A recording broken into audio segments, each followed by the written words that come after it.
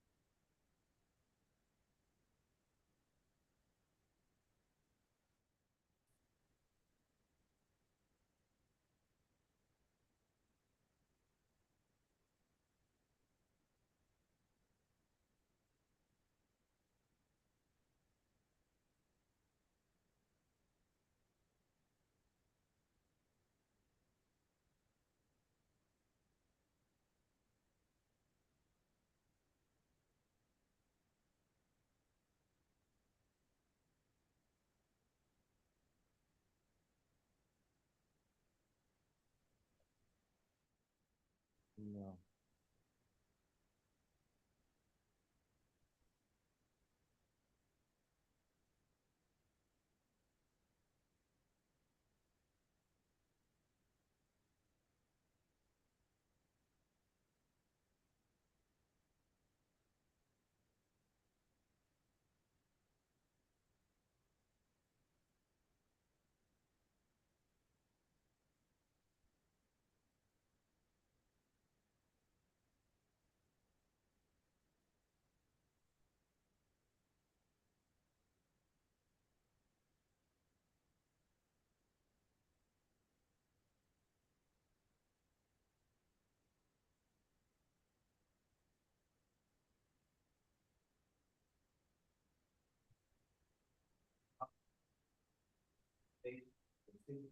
And now there's no technical issue.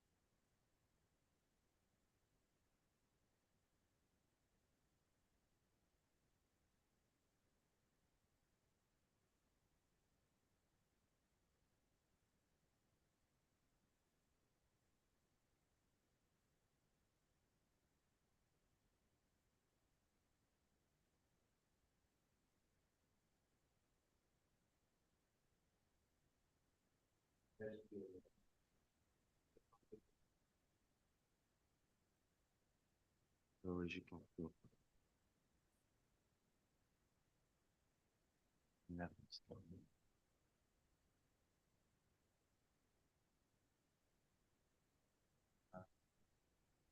There's so many oh, now it's kind of working. Select something else. 1, 2. Oh, yes.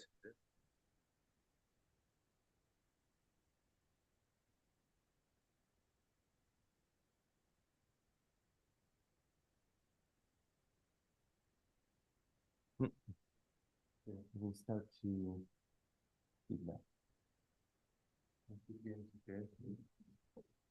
What's that? Hello, hello. Can you hear? You Yes, cannot I have. hear. Can you hear me? I Yes, we do. okay, I can put mute on now, but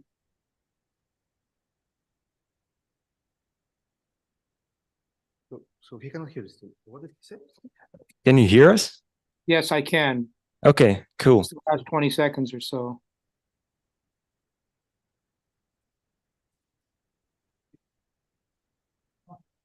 the magic hands of the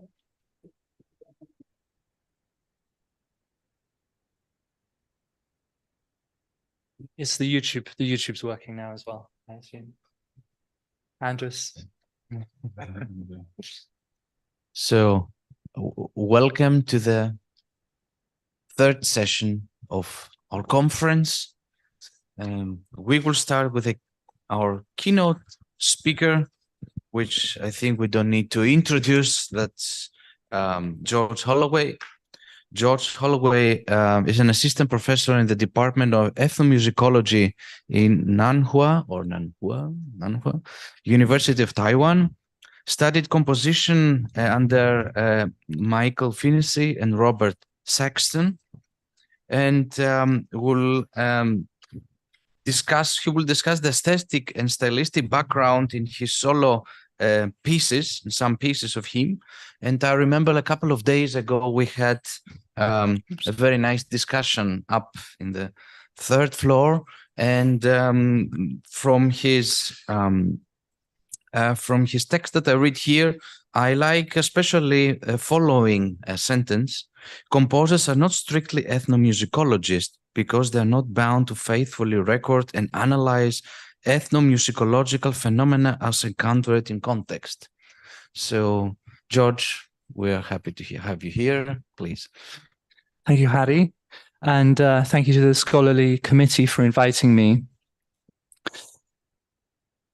My talk today is composition as an extension of ethnomusicology, the channeling of traditional gestures and embellishments of 6 schools of guzheng playing in hook for solo guzheng, and the possible role of machine learning as an extension of transcription in compositional practice.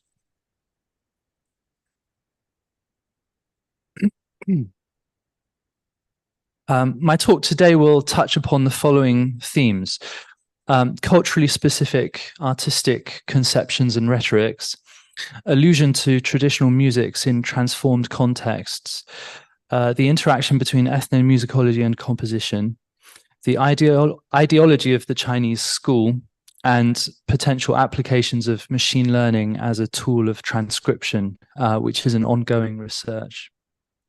So here is some information about myself. I've highlighted perhaps the most pertinent details for today's talk. I have been living and making music in Asia for 11 years now.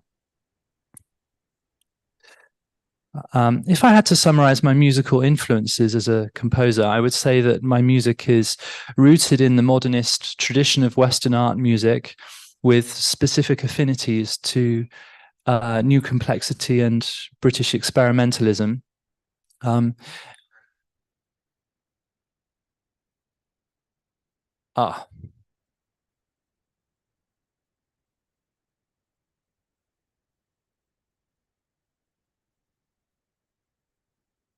on.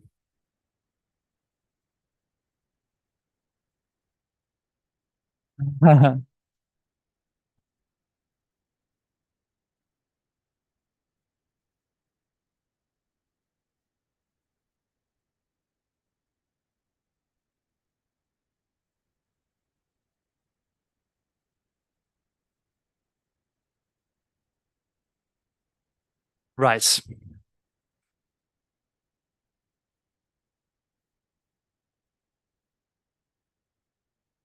Okay, so that's fine. With specific affinities to new complexity and British experimentalism.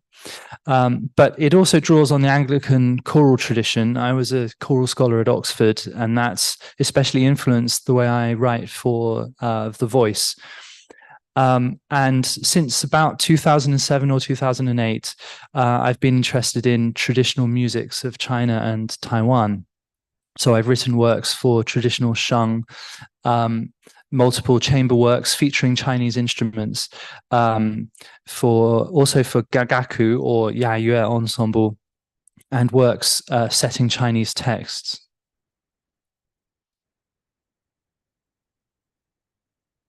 The focus of today's talk is my piece for solo guzheng Hook, which was premiered 3 weeks ago in Taipei at the Taipei International New Music Festival by Guo Jingmu. who is this player here. The piece has also been recorded by Chen Yuhan for a new project about which I shall speak later on. The initial inspiration for Hook goes back to 2013.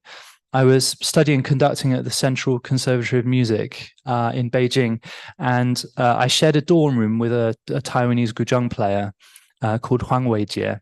And one day he, because the practice rooms were all full, he brought his guzheng back to the dormitory to practice. And the thing that he played was this. You can press down, I think.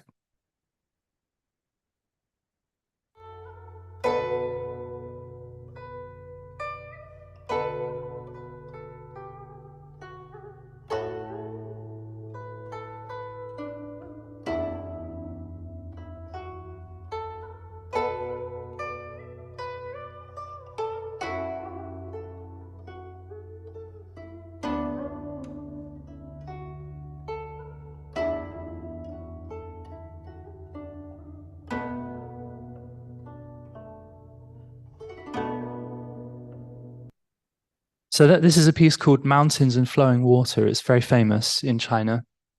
But I was very struck by it because it was completely different from the music I'd heard for guzheng before. Previously, I'd heard music that was very loud, busy, ebullient, showy, and dramatic. And so I asked him, so what would tell me about this piece? And I realized it was a piece from the Zhejiang school of guzheng playing. And so that was the first time I'd realized that there were lots of different schools of guzheng playing. And this led to a creative impulse or a creative idea, which I had, which was I was really interested to understand the differences between these different schools, and to actually compose a piece which evoked or even catalogued different zhangpai, as they're called, guzheng schools. Now, given that I was composing for one of China's most emblematic instruments, it was very important for me that this piece should have a clear yijing or creative conception. Yijing also connotes a certain psychic state or atmosphere that permeates the music and is an important aesthetic concept in Chinese musical aesthetics. I deliberately chose an explicitly Chinese yijing for the work, namely a Tang Dynasty poem by Li Yu, known by the name of the tune to which it would have been sung, Xiang Jian Huan. Now, in choosing an explicitly Chinese inspiration for the piece, I was not so much asserting a particular national allegiance or crafting a particular cultural identity for myself. I was mainly reflecting a personal enthusiasm for this period of poetry and responding to a sense that it has something to offer by way of inspiration for a composer. So as you can see, Li Yu was a 10th century poet. He was also last monarch of the Southern Tang Dynasty, based in central China, as well as a painter, calligrapher, and musician.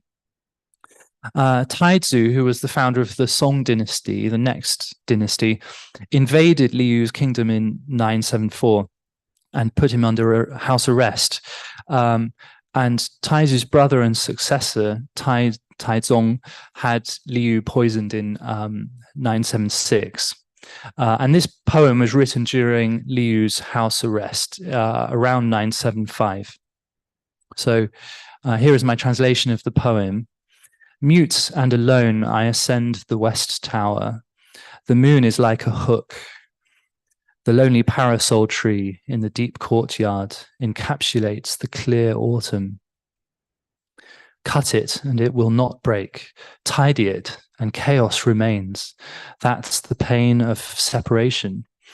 It's no ordinary taste in the heart.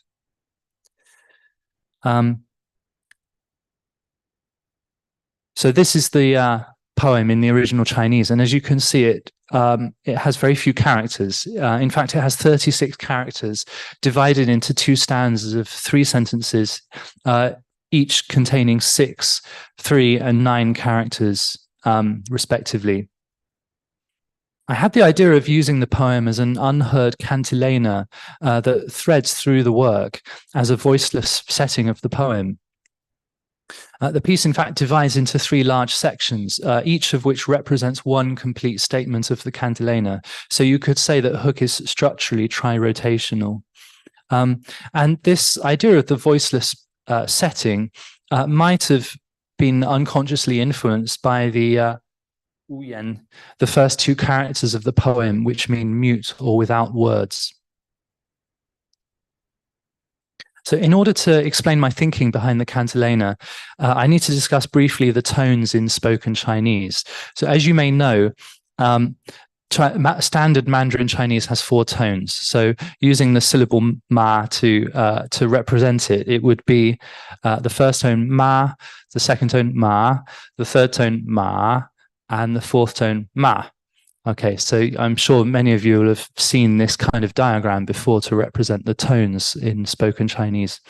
When it comes to setting Chinese to music, certain types of music in China or in Chinese culture will, as it were, respect the tones. The melodic contour of the music respects the tones. And for examples are Kun opera, Beijing opera, and a lot of art song by Western-influenced composers. On the other hand, there are also forms which completely disregard the tones. For example, Tang Dynasty court music, most commercial music, music for musicals, and that kind of thing. And perhaps that could be explained because of the stylistic influence from the West, which dictates a different kind of melodic contour to the music. Below, I've written out the tones above the poem for you to see, and I found a recitation here of the poem, so you can hear the musical quality of the original Chinese. 无言独上西楼，月如钩。寂寞梧桐深院锁清秋。剪不断，理还乱，是离愁。别是一般滋味在心头。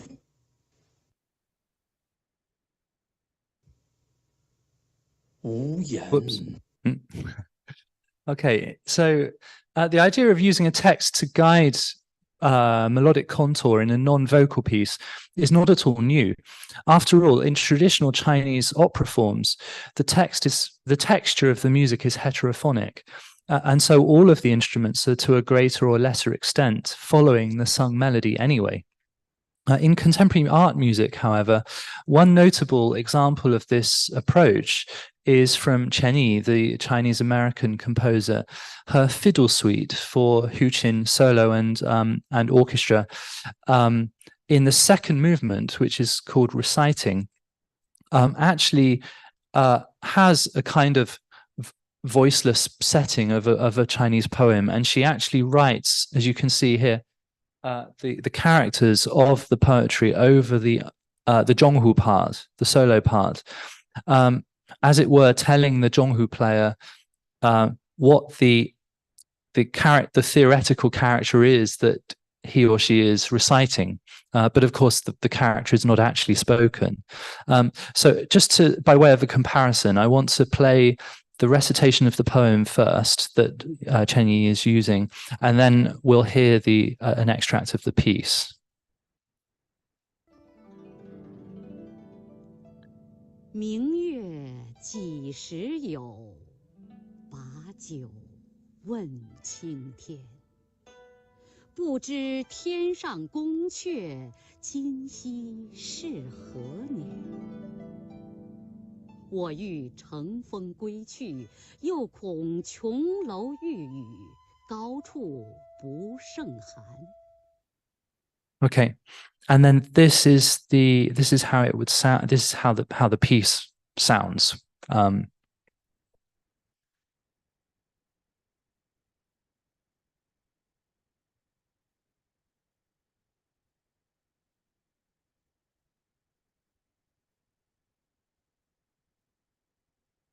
So we're starting just from the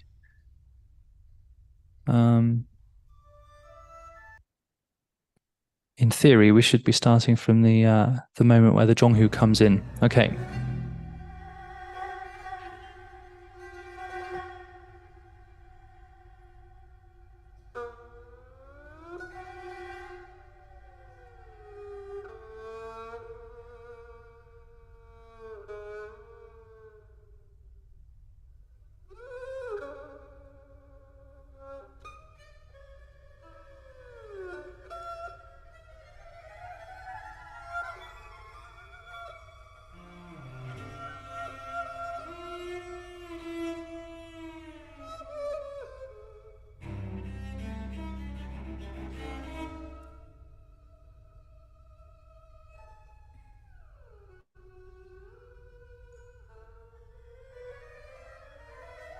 I'm stuck. Sorry.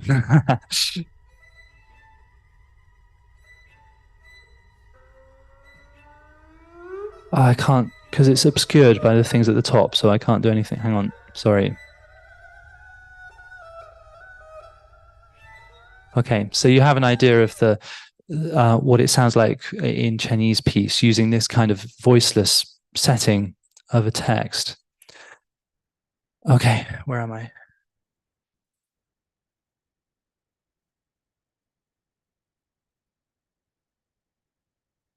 Okay.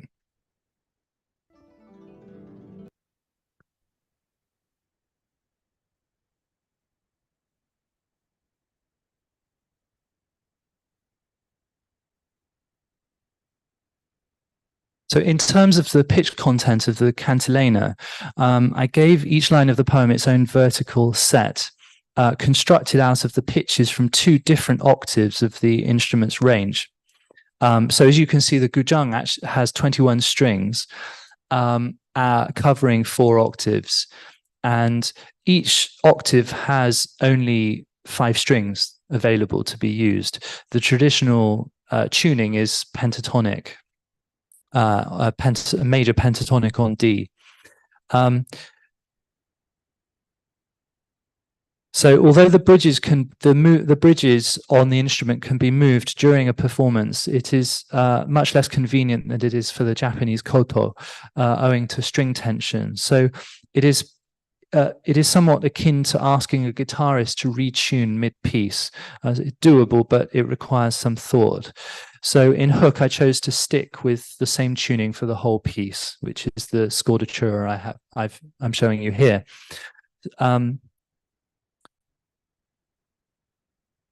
So in this way, by giving a different vertical set to each line of the poem, constructed out of these combinations of the pitches from different octaves, each line has its own slightly different harmonic color and tension.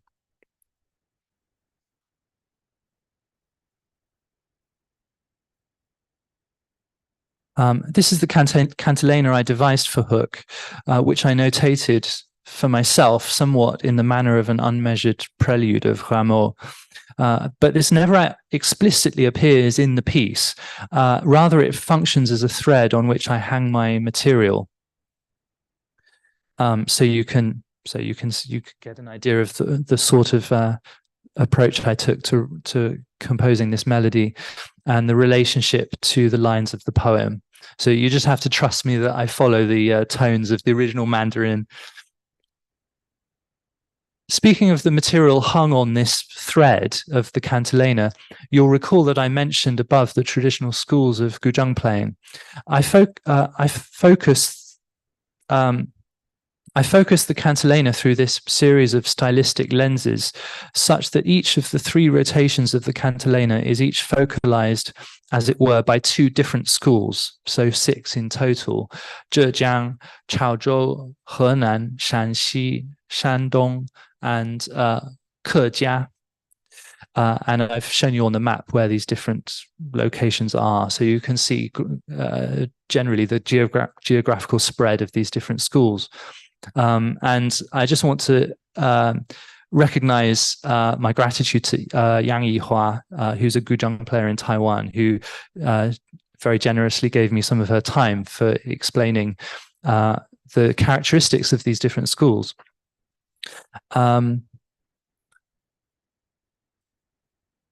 So I will go through the 6 different schools in sequence and then explain to you how I use each one in the piece, Hook. So the first one is the Zhejiang school. And my model for this was a piece called The Lofty Moon. Now you'll see on the screen that I've given you the notation of the original piece. This is the Chinese traditional notation using numbers instead of notes on a stave. The salient characteristics of the Zhejiang school, or ones which I particularly picked up on, are the two-handed glissando. So, for example, in this example, you have a double glissando being performed with both hands on the instrument. Dyads with upwards bends. So they're dyads on adjacent strings, and the player presses to the left of the bridge, the movable bridge, to raise the pitch of the lower string up to a unison with the upper string, rather like the way electric guitarists do. And you can see that here. Actually, the notation was wrong originally, so I've corrected it. It's the lower string which is bent up to the pitch of the upper string. And then finally, 3-note chords also with the upwards bend. So and with quarter-tonal inflections. So you can see here I've marked out the 3-note chords, each of which has this upwards arrow showing the bend of the string. So this is how it sounds in The Lofty Moon.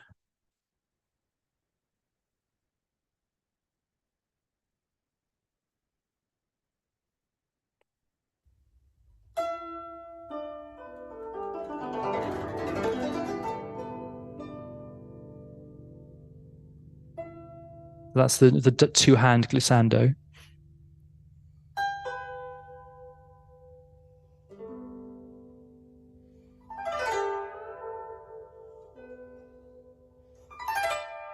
And those are the dyads with the bend.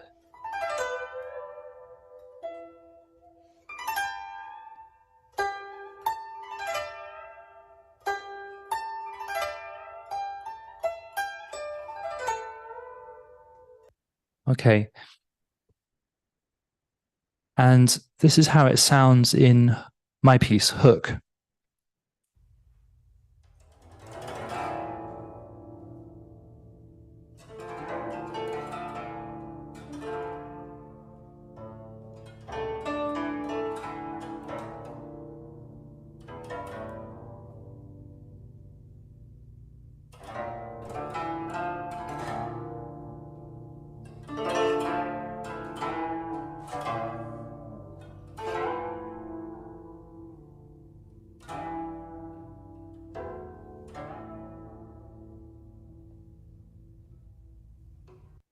So you can see the piece begins with this double glissando using both hands.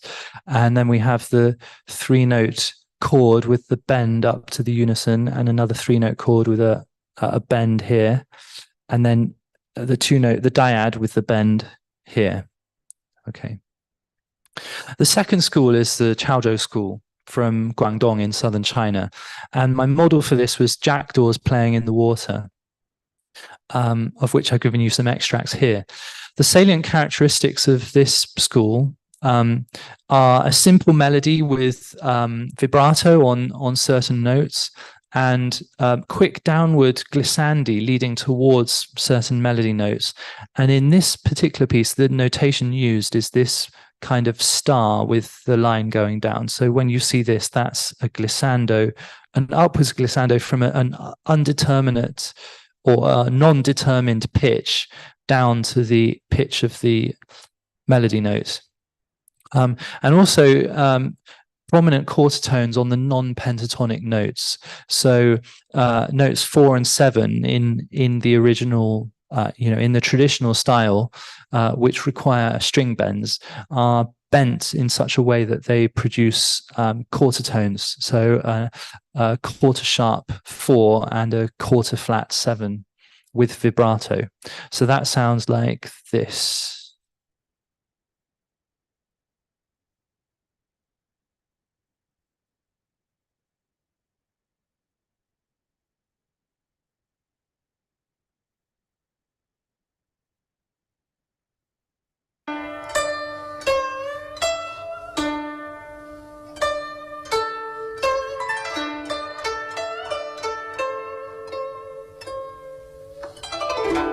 You have the downward glissando to the melody notes and the slightly quarter tonal and the slightly quarter tonal 4.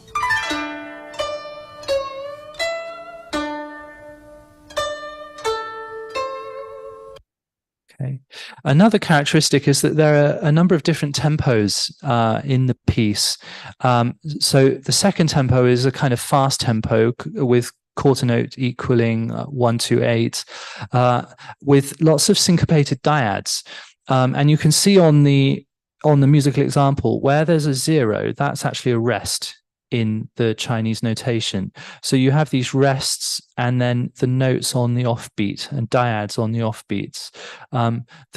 The time signature here is 1/4, which is also an interesting characteristic of this style. And this kind of beat with the syncopations on the offbeat is called whipped beat, and it sounds like this.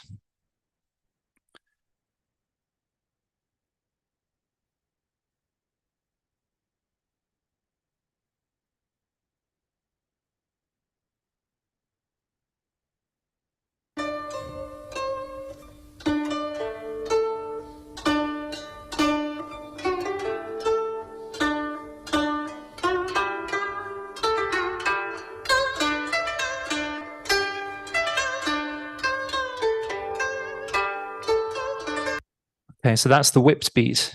And then the third one is the third tactus, which is just a very, very fast tempo, which is like this, 11:54.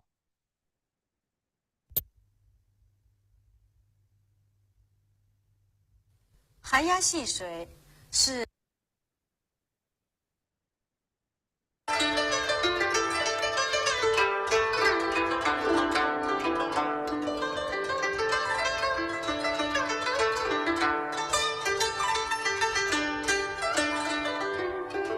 Okay, and that's also in 1/4 time. Okay, in my piece, it sounds like this. This is the Chaozhou school in my piece.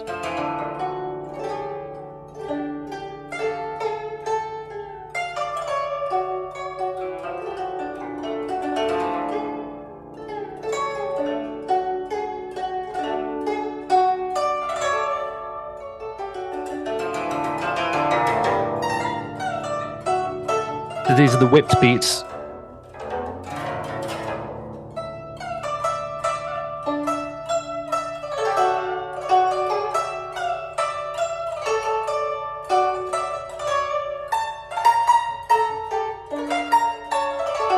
And this is the third tactus, the very fast one.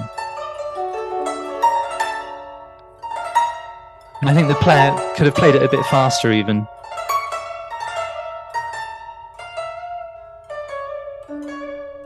Okay, so the next school is the Henan school.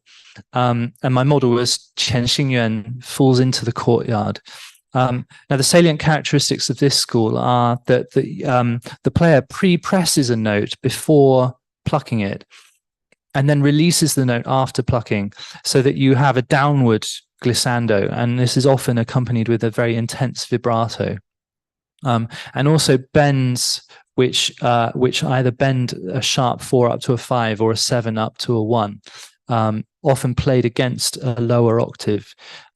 So you can see, for example, here, the bend. So this note is actually played on an E, on the E string, and it's bent up to the G, and then released to a F sharp, and then repressed to go up to ascend again to the G. Okay, so that it sounds like this.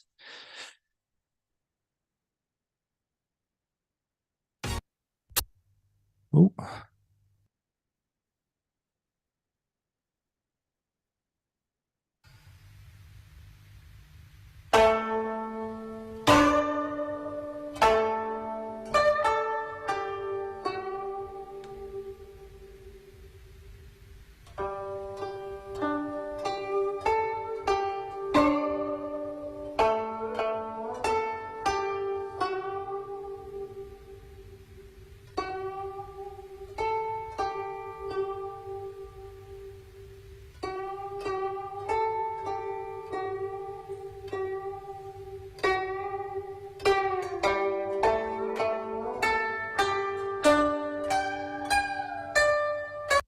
Okay, and in hook, I put this material in the lowest register of the instrument, so it sounds quite different, but gesturally it's quite similar.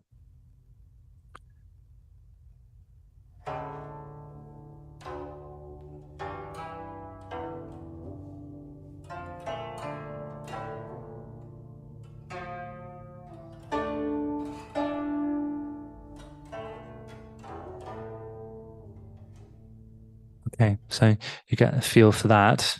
Okay.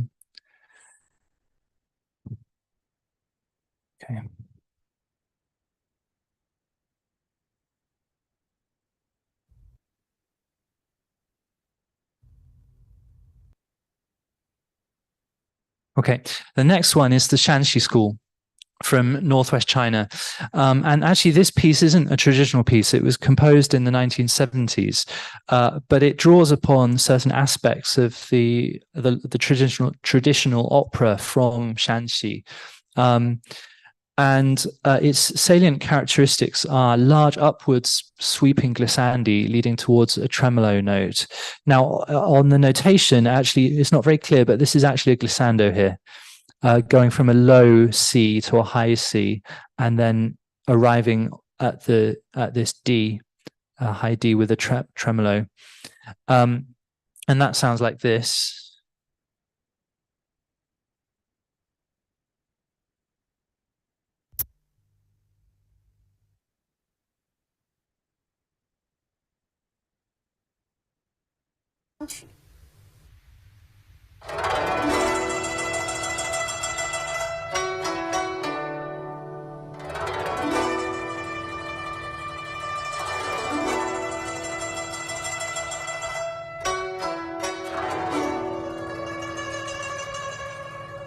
Okay, and another characteristic is the unisons using string bends again, and also something quite characteristic of the Shanxi school, which is called bitter notes or crying notes, and they're a kind of quartertonally sharp four with a very intense vibrato. And also the use of notes 4 and 7 as a kind of passing note, which you'll hear in this example.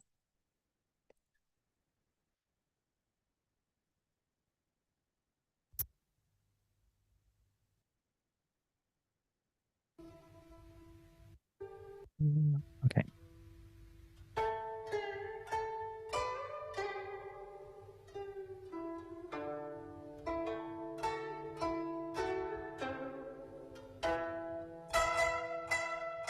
Here's the passing note.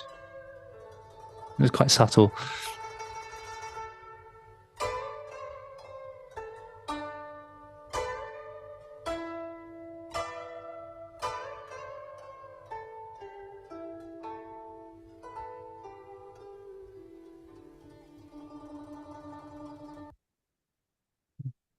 And in hook, it appears like this.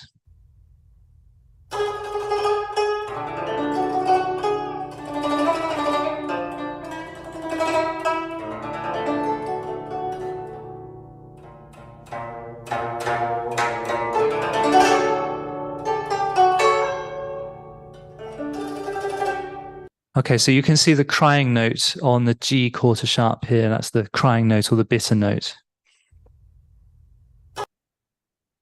Okay, the next one is the Shandong school from Eastern China. And the model for this was a piece called the 4 brocade strips. The salient characteristics of this school are note repetitions on adjacent strings with vibrato or lower mordants. So here, for example, you can see there's the player uses the A string to play play a C and then a lower mordant and then a bend back up to the C again. And they hold the bend. So they hold the bend all the way through all of these Cs, so that none of these Cs are actually played on the C string. They're all played on the A string. And also another characteristic is the use of thumb-only descending scalar figures. So you can see the fingering markings here. These are fingering markings which tell the player to use the thumb and then maintain the use of the thumb through this figure. So they're drawing the thumb across the strings. which gives a particular kind of tone color to the scalic figure. And it sounds like this. Whoops.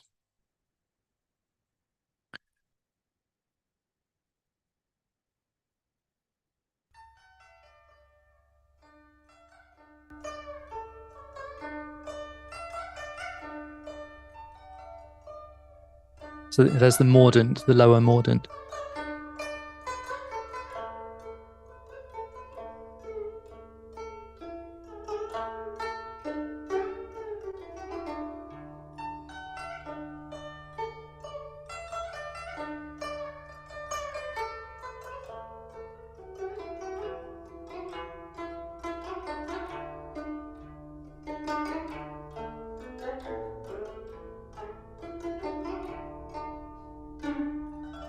And there's the thumb only glissando. Okay, and in my piece, it also appears in the lower register.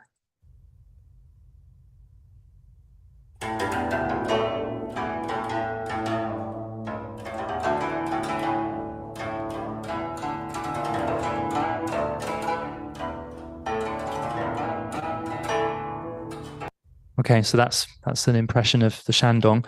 The last one is Hakka, and that's from southern China and from Fujian province and Taiwan.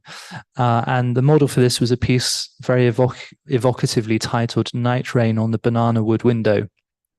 And its salient characteristics are a very slow, spacious, elegant music, lots of octaves on the strong beats, to emphasize important melody notes, and very prominent slow bends, as you'll hear in this example.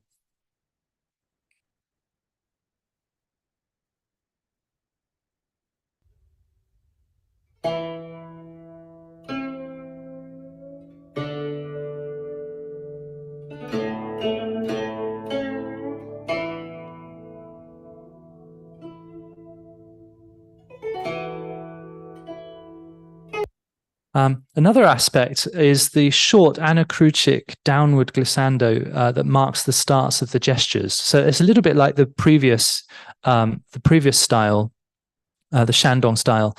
And you can see in the notation, actually, in this particular piece, these downward glissandos are actually they're written out. So.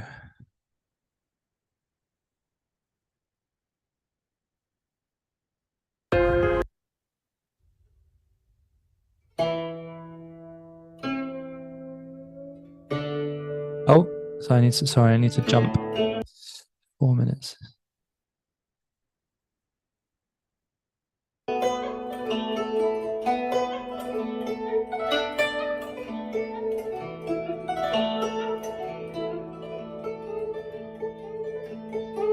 Lots of very gentle downward glissandos to particular notes.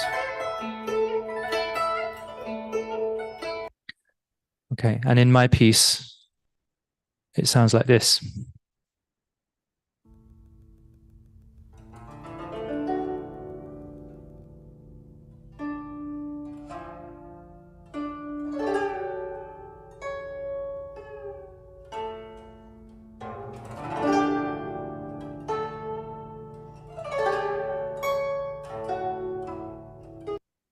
Okay, so in one, I've closed it again.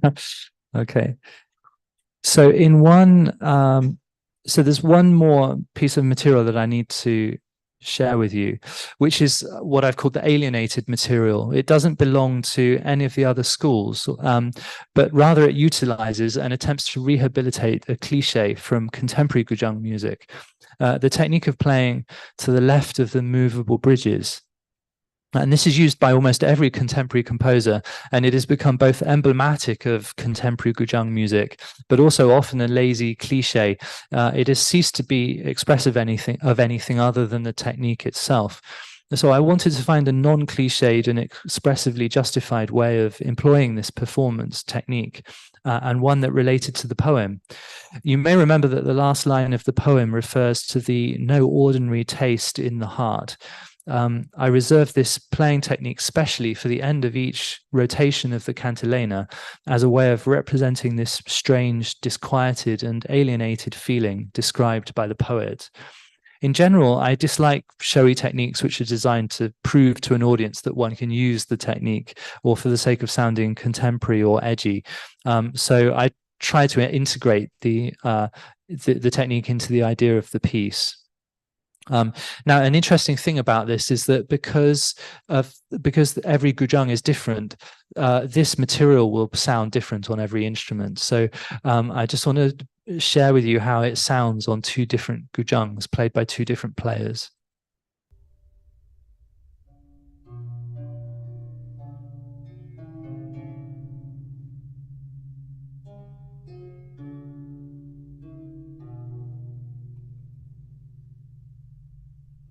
And then this is another one.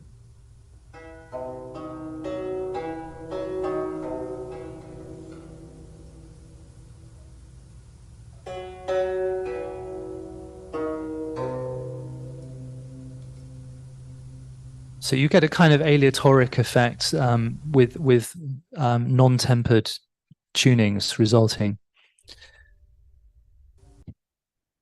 Okay, so I'd like to play you the whole piece, Hook. It's about 11 minutes. Okay.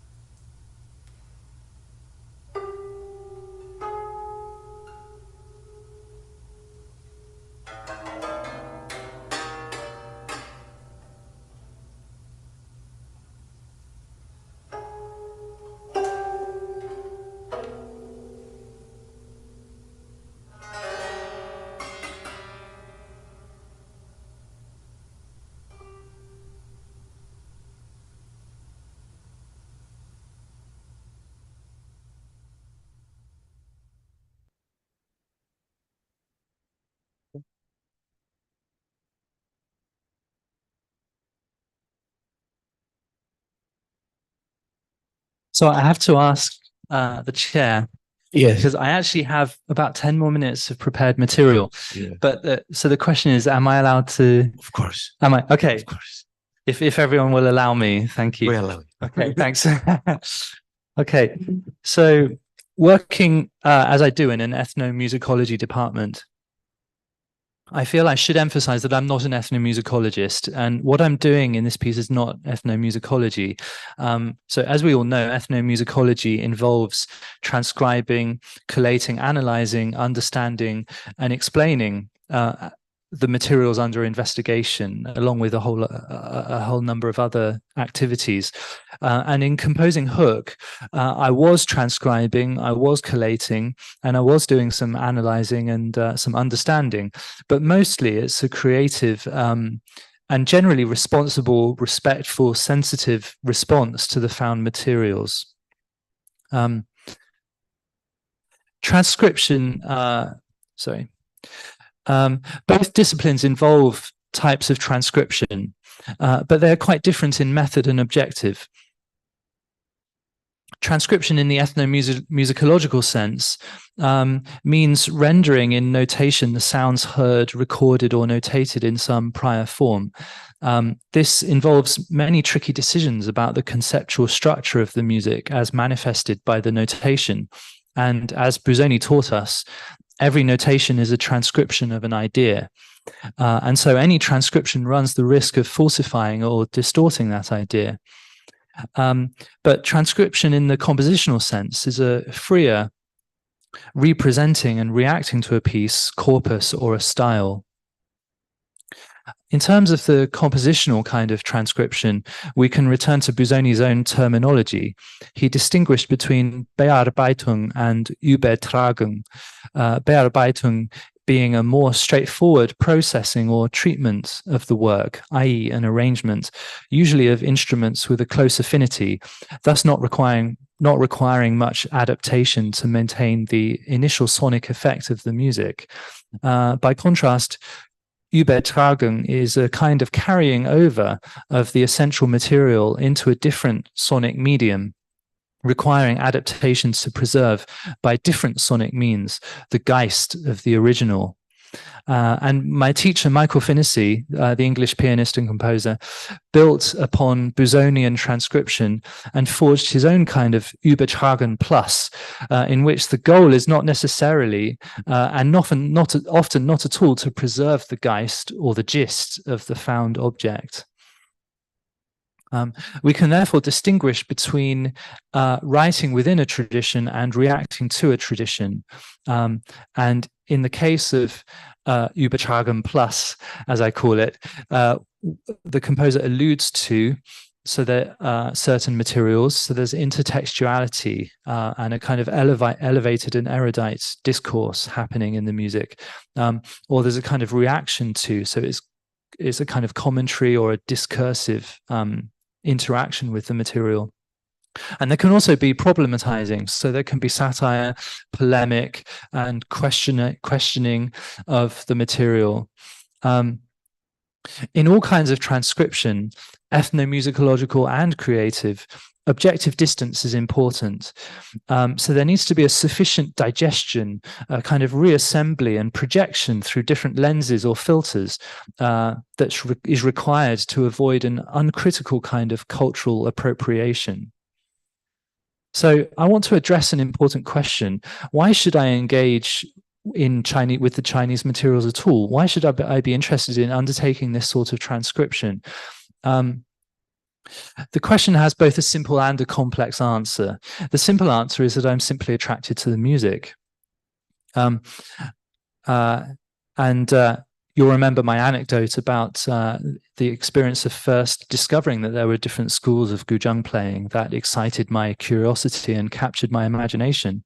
But there is a more complex answer that I want to share with you. During my years in China and Taiwan, I have encountered on numerous occasions the prejudicial view that I, as a non-Chinese, would not be able to learn to compose for Chinese instruments or to compose vocal music using the Mandarin language. And the argument was that, in the first instance, the Chinese musical aesthetic and instrumentarium are both too different and too subtle. And in the second instance, that the tonal aspect of the Mandarin language meant that a foreigner would not be able to set Mandarin in a natural or intelligible way. And it is my nature that as soon as I'm told that something that I know logically to be feasible is unfeasible, I'm compelled to disprove the claim. These are without doubt enormous impediments. Chinese instruments are indeed difficult to write for versatilely. Likewise, Mandarin Chinese is extremely difficult to set to music, mainly because of the paucity of syllables, as well as the difficult question of the tones, which we addressed earlier. These impediments are not, however, insurmountable, and I am, to my mind, satisfied that over the last few years, I have proven the doubters wrong on both questions. There is a third reason, however, why I have been motivated to forge my own ways of composing for Chinese instruments and setting text to music, Chinese text to music. We could call this a kind of anti-ideological or anti-essentialist motivation. In order to explain my meaning, I want to share three quick anecdotes. So the first one is that around 2016, I noticed that the National Arts Council annual funding application explicitly stipulated in its rubric that it required composers' projects to take the promotion and reinforcement of Chinese traditional culture as a prime objective in order to receive funding. And this entirely excluded, for instance, projects that simply wanted to explore modernist compositional techniques or non-Chinese aesthetic trends, and necessitated the inclusion of some aspect of traditional Chinese culture in the project. I noticed a distinct change in the sorts of pieces composers were sharing at conferences and that were being programmed in concerts. I can only offer this as an anecdotal impression, as I have not done a quantitative quantitative assessment, but the change left a strong impression on me. The second anecdote is that in 2017, when I was Dean of Composition at the Tianjin Conservatory of Music, I encountered for the first time this notion of the Chinese school. And this has emerged entirely inorganically and imposed from the top down. I remember a lecture from the president and tellingly the deputy party secretary of the Chinese Conservatory of Music, who is also a composer, when he came to lecture at Tianjin Conservatory, he proselytized the notion of the Chinese school, arguing that this was something that it was essential to nurture in China for the sake of Chinese composers' sense of national identity. He used one of his own compositions as an example of what the Chinese school should be, a folk pop song with an entirely pentatonic melody and modal triadic harmony orchestrated with Chinese instruments. And he also considered the music video, which was set on the Tibetan grasslands, sung by a rustic maiden in traditional dress, to be an essential part of the aesthetic effect. He explicitly linked the Chinese school to ideology, arguing that the Chinese composer's music should express an ideological position. When I quietly asked him after the lecture which ideology he meant, he admitted that there were, of course, many different ideologies, but it seemed clear that he did not mean that Chinese composers were free to explore whatever ideology they wanted in their compositions. There was a clear instrumentality to his conception of the place of musical composition in China. And finally, the third anecdote is something that happened to me last week. A former student from the Tianjin Conservatory wrote to me to ask for my advice. She is researching Chinese-American composer Zhou Long's 2011 Pulitzer Prize-winning opera, Madam White Snake, the plot of which is based upon a Chinese myth. The student asked me the following questions. Why does the composer use atonal music to express a Chinese traditional story? Chinese music is pentatonic. The melodic intervals are relatively consonant. By using atonality, wouldn't the dissonant intervals lead the audience to believe that this is not Chinese music? Are there any ways in which the singing style of the opera tells the audience that the White Snake myth is Chinese music, that it's Chinese culture? I wrote a very long answer, which I shall not repeat here, but I think that it would be enough to point out that the composer Zhou Long has not lived in China for at least 30 years. The questions this student asked me at least demonstrate the essentialist and nationalist ideology that dominates the discourse among Chinese music students. So, is there an alternative approach to ethnic materials? In Hook, I'm trying to find another way of engaging with Chinese traditional culture without inscribing any particular ideologies. Although I acknowledge that I may well be unwittingly doing so. Is Hook an apolitical piece? Necessarily not. It is de facto political by virtue of choosing not to inscribe the ideas of the Chinese school. For me, though, it is more of an assertion for myself that I, a Westerner, can compose for Chinese instruments and can absorb and sensitively channel, refocus and reimagine traditional gestural and stylistic patterns. It is also an assertion, cultural rather than geopolitical, for the place where I currently live and work. That Taiwan is an alternative model of Chinese culture. And finally, I just want to introduce to you very briefly a new project which I'm working on. The title is Artificial Intelligence as a Tool and Inspiration for the Composer, exploring the potential applications of machine learning and human AI co-creation in musical composition, with specific application to machine learning trained using original Guzheng music. And this is a collaboration with a Glasgow-based scientist, Lex O'Brien. And the goal is to use the 7 constituent materials of Hook as a form to form the basis for training a machine learning algorithm to compose Guzheng music in my style. So it's a kind of extension of transcriptional practice, both asking the AI to transcribe different sorts of guzheng playing, but also to transcribe or imitate my style of using those materials. The research questions I've put here, but to save time, I won't read them now.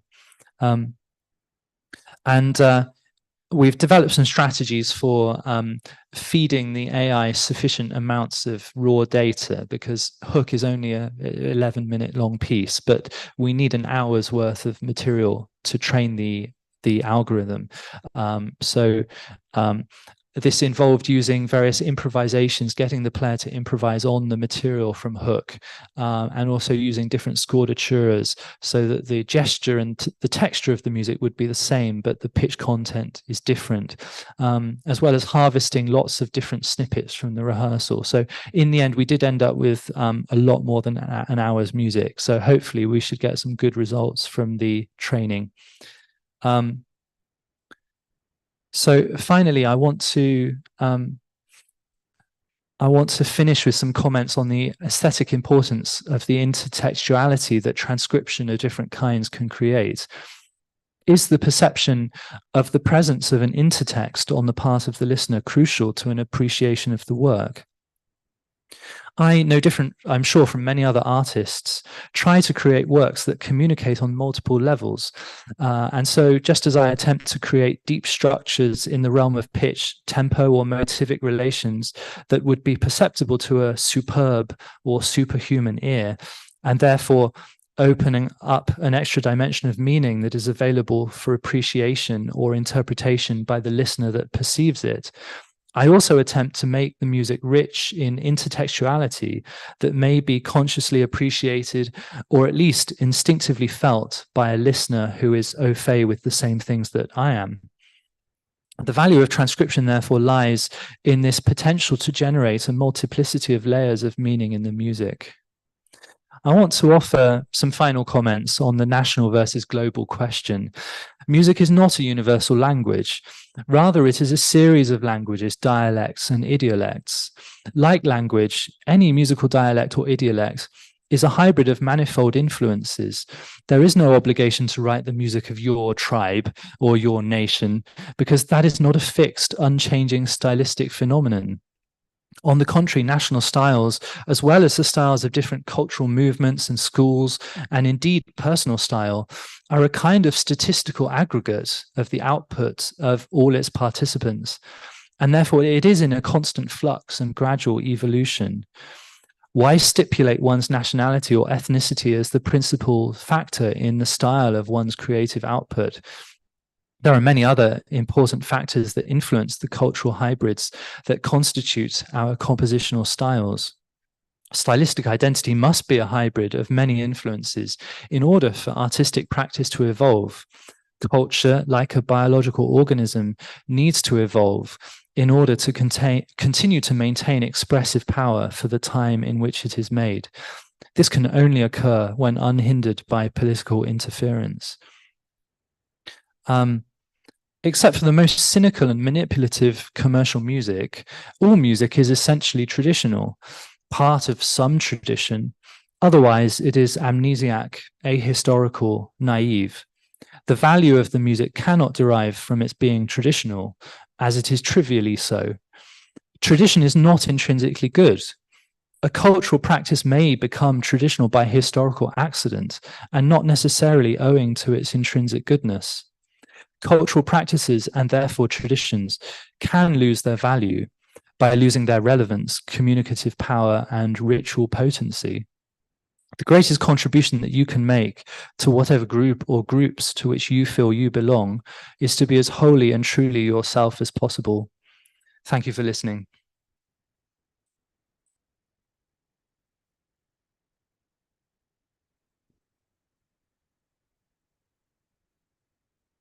Thank you, George, so much for your masterclass and also the structure of the masterclass that you gave us. I have many questions, but I will start just with the first one, and then I will give to you the possibilities for further questions. I'm interested to the creative process from the moment that you have let's say, all those techniques and to which geographic region they belong, Yeah. until you have the musical piece. How Yeah. did you work for that?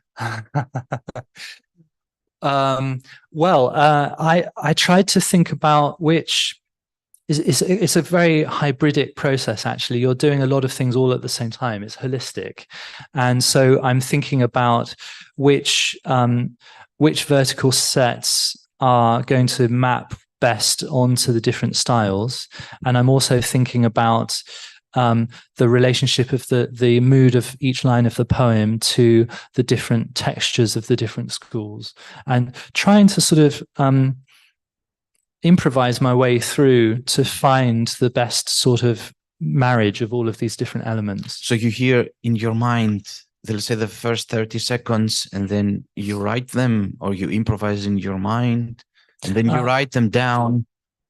Well, actually, I started with the cantilena. Yeah. So I composed this without any prejudice, thinking about which school was going to be mapped onto which bit, or and then use this almost quasi mechanically as a kind of as a thread. As I said, it's a kind of thread which helps me to find my way through the piece. Yeah. I find that, like just taking some late piece of Beethoven, that there is from one side a structure, a big structure, and from the other side an expression, an emotion, the combination of both. Yeah. Questions from our community? Everyone probably wants to go and have coffee. So many questions here. I'm also particularly interested. Are there any Taiwanese instruments that you can find only in Taiwan and not in the mainland, that they are now somehow be reinvented or? That is a good question. I would say that there certainly are. But I can't think of them at the moment. Okay. Yeah. But there must be. Yeah. And you spoke about your alternative way of approaching. Yeah. If you have done this in China, mainland, would this have been dangerous? Well, no, I don't think it would have been dangerous. No. Or you will lose your job as a dean. No, I don't think, because I don't think there's anything actually controversial in the piece. But I think the atmosphere of the piece might, because it's a fairly melancholic piece. So I'm not sure if it would be considered to be a good, even if I were a Chinese person, I don't think it would be considered to be a particularly central version of the Chinese school. But in Taiwan, it's all fine. No, I think it went down quite well at the premiere. Okay. Yeah. Okay.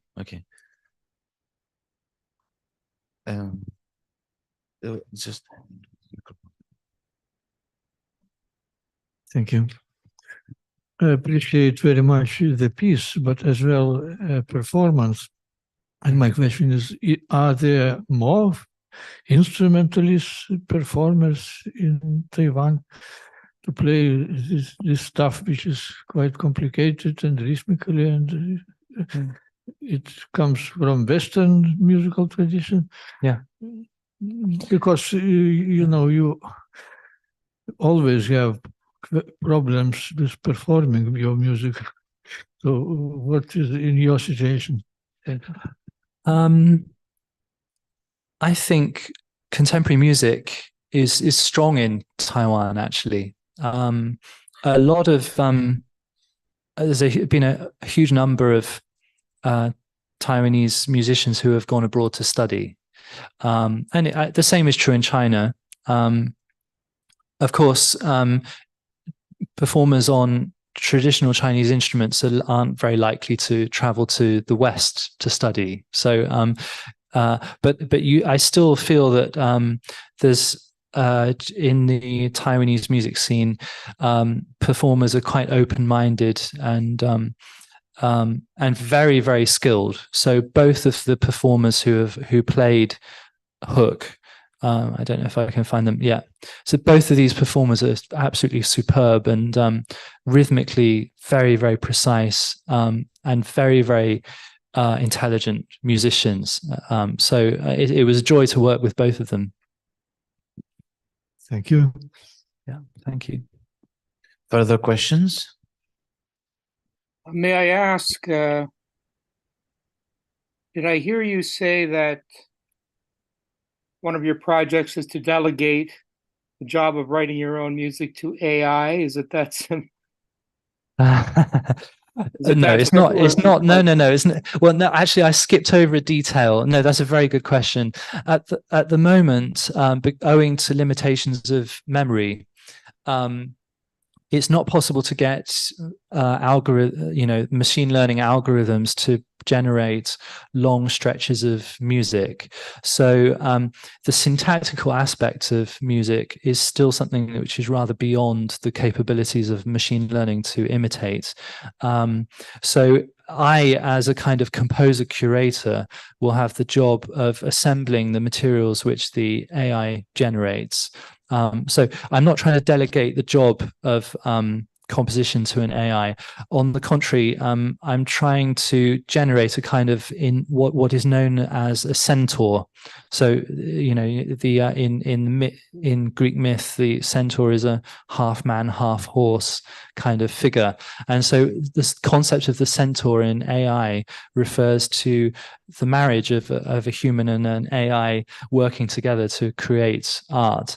And so that's something that I'm working with my collaborator to try and explore, but it's very, very early days. So I haven't got anything to share with you yet. Maybe next year I'll have some results which I can share with everyone. Well, it is intriguing. And the word centaur, is this an idiom in the AI community? Yeah, it was first used in reference to chess playing. So a chess player using an AI to assist. And so there was this notion that the instincts of the human and the analytical calculative capabilities of the AI combined would actually produce a stronger result than just using one or the other. Thank you. Intriguing. You're welcome. Okay, thank you. Yeah. Really beautiful piece, beautiful presentation. I just wanted to ask about the reason playing on other side of that instrument. Was there kind of poetic decision or conceptual, let's say, or even maybe structural? Yeah.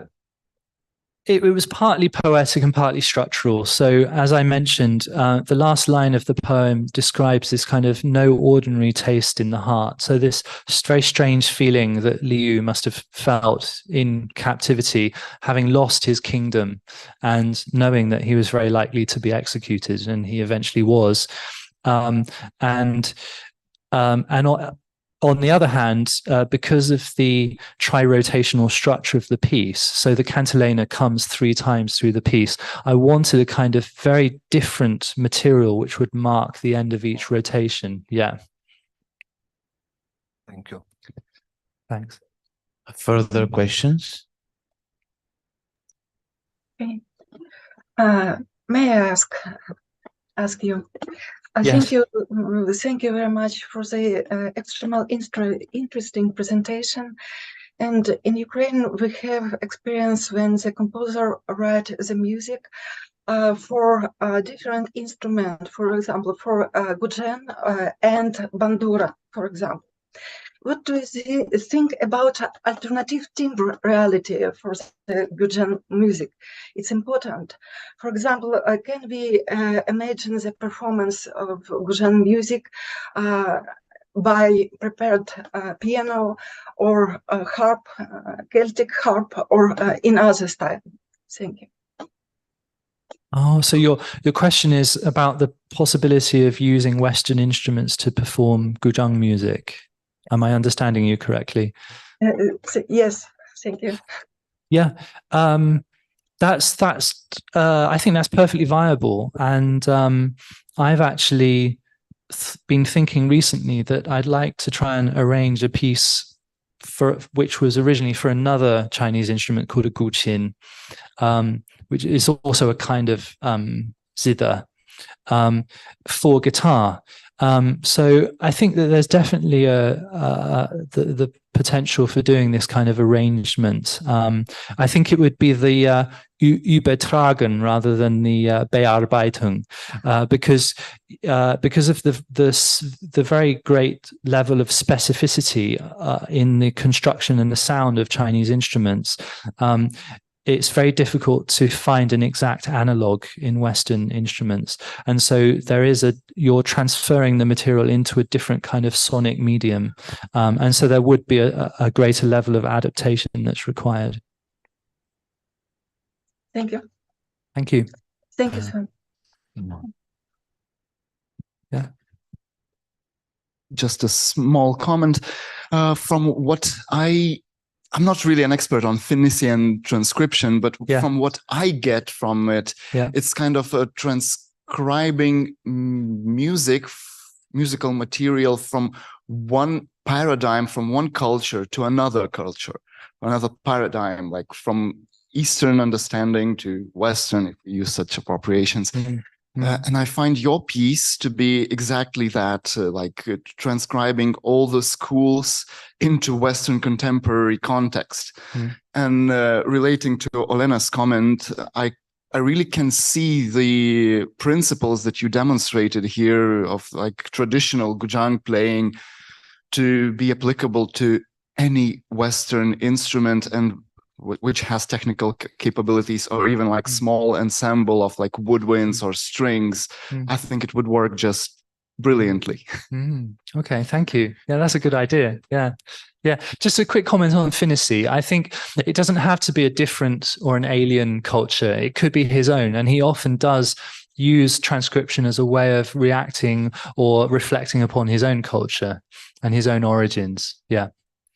And continuing with that, making now combining now the discussion that we had 2 days ago and our discussion now. Where do I come from? From Graz, where we have a strong avant-garde background. At least in the 90s, they were telling us, no matter if it is an instrumentation string quartet, which is belasted, which means something between often used and abused. Right. Or take some zither, which is a traditional Austrian instrument, and try to reinvent it, to reinvent the sound of the instrument and the group of people. So this could fit perfectly to this, let's say, aesthetic, which is now you got, let's say, the groove, and now you can transpose this groove to a string quartet, which has nothing to do with that, but at the end, we will get the combination of these 4 specific instruments in a way that we never heard before. And this will be true to your, let's say, heart or artistical being, because this is a part of your being. And you don't imitating something. Stravinsky or I don't know what. That's maybe an interesting approach. That's a good idea. I could have a go at that. Yeah, thank you. Any further questions? I think now we need to we deserved our coffee. Thank you, George, so much. We're very glad to have you here. Thanks.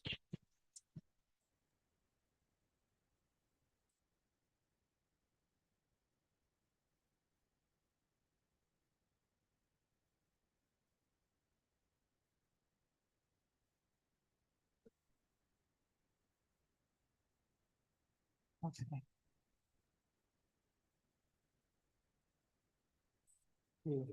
Really good.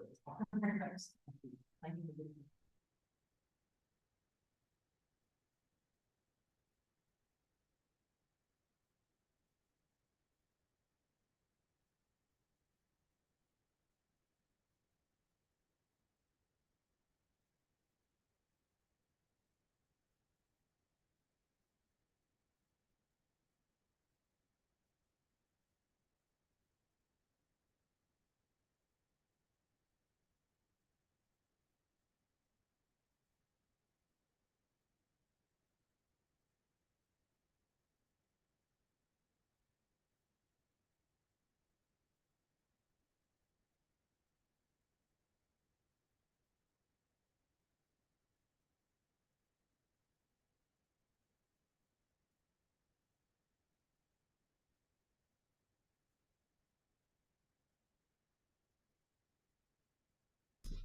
Hi, Andrews.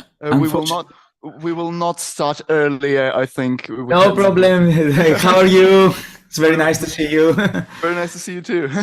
I wish I were here, but I couldn't make for this year. Be sure that next time I'll be with all of you. Very nice to see all of you again. Yeah, we're looking forward to your presentation. Oh, thank you. Is it the next one? Yes. Okay. Yeah, so we'll stick to the timetable. Okay. Is my sound okay? Do I sound okay for? Yes, I can hear you perfectly. Cool. Yeah, I have all your files. So Okay, I'll prepare. Cheers.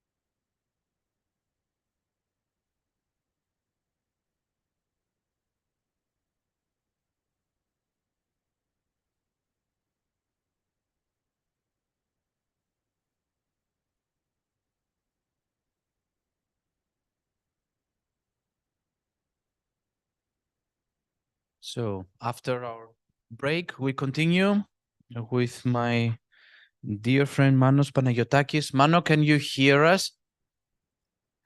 Hello, Harry. Hello. How are you in Crete at the moment? Yes, indeed, I am in Heraklion. In Heraklion, 30 degrees, 25 degrees. Almost there, a little bit lower, but you are close enough. We are to -1 or 0 at the moment. Oh, really? Oh, yeah. I wish I were here. Yeah, and I on was Monday, there, sorry. on Monday it will snow, they say. Let's see. So now we are happy to have you, and you will present us the cultural elements of this island, of magnificent island where you are now at the moment. That we listen, exactly. And I'm very happy to introduce you, and now we are very curious about your presentation. Good afternoon to everybody, and thank you very much, dear Harris, for the warm introduction. It's very nice to meet all of you again this November, even online this time. To begin with, I would like to express my gratitude to the organization committee and the authority of the Lithuanian Academy of Music and Theatre for providing me one more time with the opportunity to share with you some of my thoughts on contemporary composition. Just a few words to introduce myself. As Harry said, I'm Manos Panagiotakis, and I am a composer based in Crete, an island of southern Greece. I am a member of Greek Composers Union for the past 23 years now, and for 12 years I teach music theory and composition here in Greece. My recent collaborations include Universal Edition and Phasma Music, where my most recent works can be found. Just a moment, please. Let's play. To begin with, when I saw the theme of this year's conference, I felt very happy and very inspired to propose a compositional showcase, which would include a collection of my compositions, some of them recent and some of them older, but all based somehow on national elements of Greece and especially the islands of Crete. To begin with, let's have a quick look at the map of Crete. Geophysically, the island is divided into two different parts, the coastal and the mountainous areas. Each of those has developed a different form of Cretan culture, reflecting the social structure of each area. Traditional music, of course, cannot be excluded from contributing significantly to overall social and cultural context of the island. To clarify what was mentioned above, let me play two different representative examples of folk music, first from a mountainous region of central Crete, and afterwards from a coastal. Inevitably, the two extracts you are going to listen to have many similarities. At the end of the day, they were both developed on the same small piece of land. But at the same time, after a careful listening, someone could notice many differences in terms of instrumentation, melodic structure, and style, which reflect the musical needs of each different social group. The traditional instruments you are going to listen to are the Cretan lyra, a bowed pear-shaped string instrument, habioli, a Greek version of recorder, lute, percussion, and classical guitar.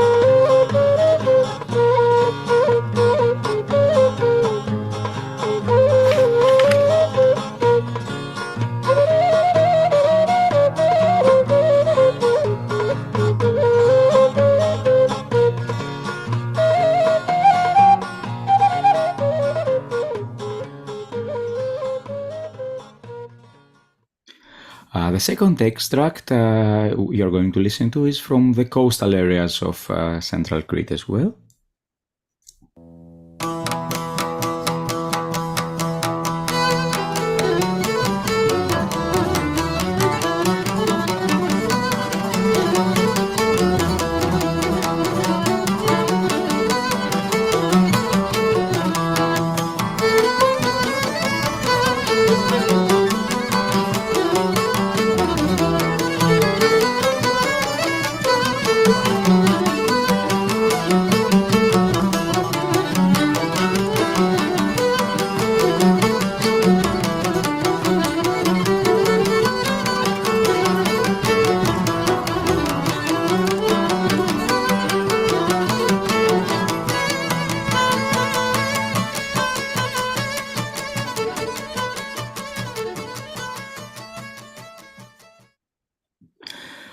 Apart from the two main different areas of Crete, there is a special third one, the area of Scythia at the eastern part of Crete, which is strongly influenced by Western culture. Both the Venetian rule at the Renaissance period and the Italian rule of the Dodecanese and the Aegean Sea until 1947, if I'm not making a historical mistake, have provided Scythia and other territories around with Western musical instruments, Western musical influences, which are still alive.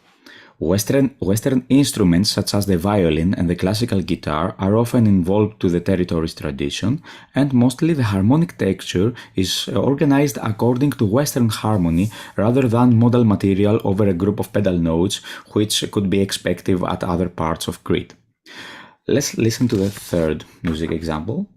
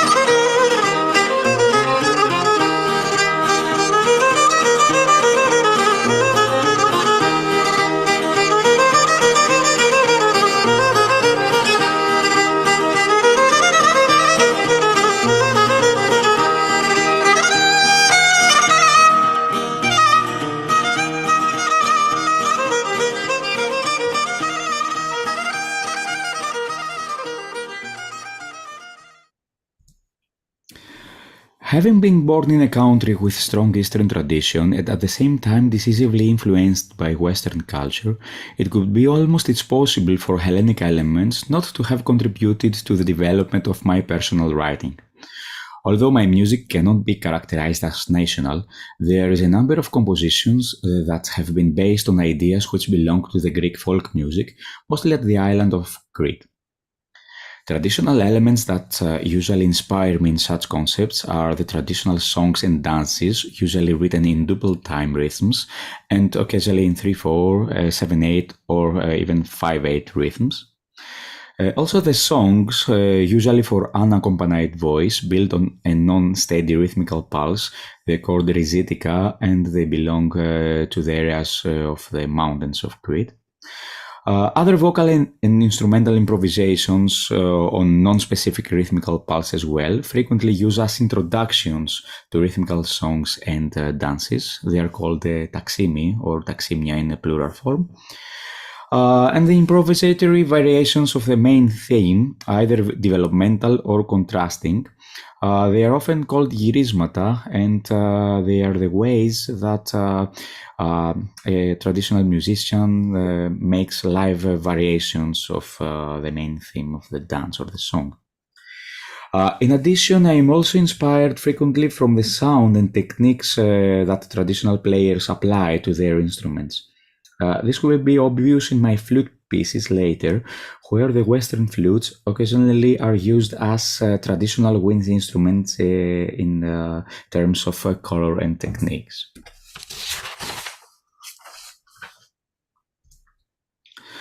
The first two pieces which I'm going to present today are closely related to each other in terms of their main idea. Both of them are based on two Cretan laments, and they were composed in memoriam of two beloved persons in two different periods. Lux Perpetua was composed in 2005 in memoriam George Bouchalakis, who was a Cretan, very talented young contemporary music composer and friend, who passed away at the very early age of 19 after being awarded his first prize in an international composition competition. Technically speaking, the main idea of this piece was to create a theme and variations structure in order to approach, from my personal point of view, the improvisatory ways of varying a simple melody, which frequently traditional Cretan musicians applied to their live playing, as mentioned before. In 2008, Lux Perpetua was awarded the first prize at the Volos International Composition Competition here in Greece. And before presenting the score, let me play for you a short extract of the original folk song in order to introduce you to the overall context of this piece. The original lyrics describe a young man who passed away and, after entering the Hades, reunites his long-time dead mother who left him alone years ago. Ο ήλιος βασιλεύει με σημαδί.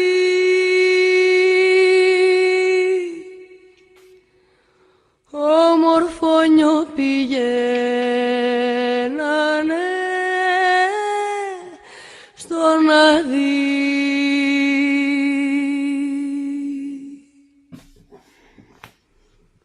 Με ρόδα και μανθούς τον εστολίζουν.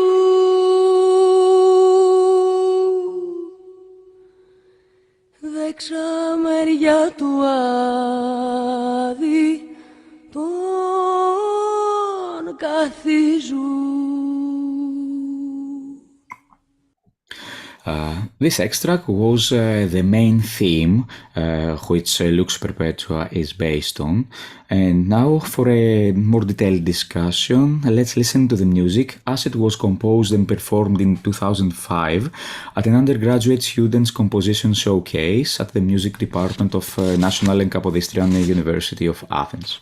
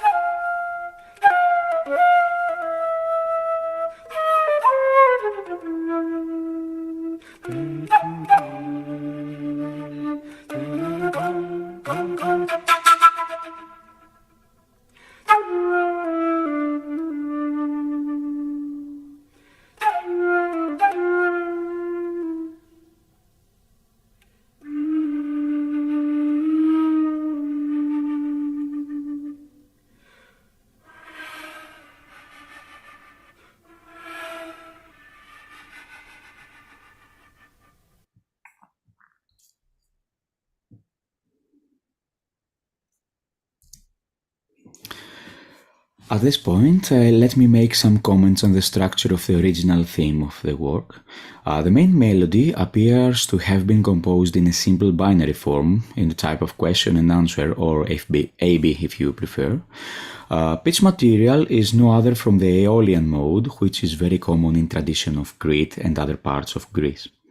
After having borrowed this particular idea, two changes were applied in order to follow my personal compositional preferences. The first change was on rhythm. The original theme was reconstructed on a more free and irregular rhythm in order to let its character be more narrative and distant for the flute. The other change was applied to the form of the melody.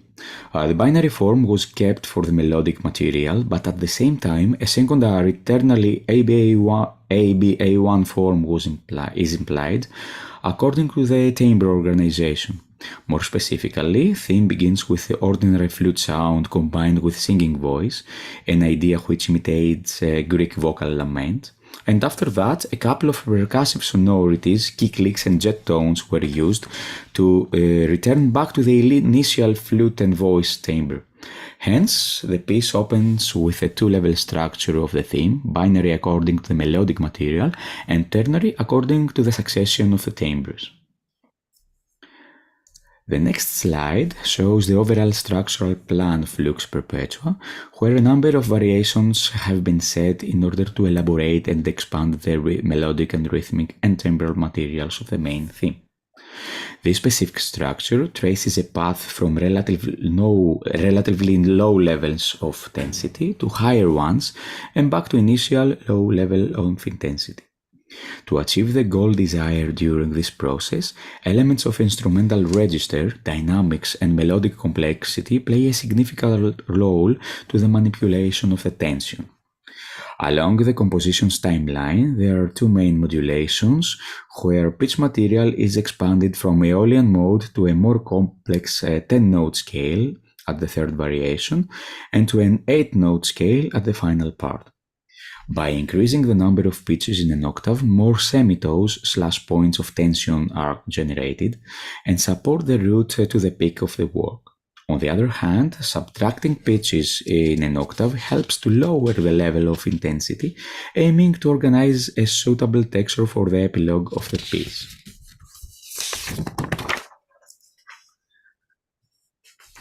To be more specific, let's examine each of the distinct parts of the piece. Variation 1 is the simplest of all, as it appears to be a short paraphrase of the main theme. The melody is placed at the second octave of Lute's register, which means that it is brought one step forward to the foreground of music, and instantly remains almost the same in a simplified form. Additional elements, such as groups of grace notes, have been added in order to introduce the next compositional steps, where the main development of the material takes place.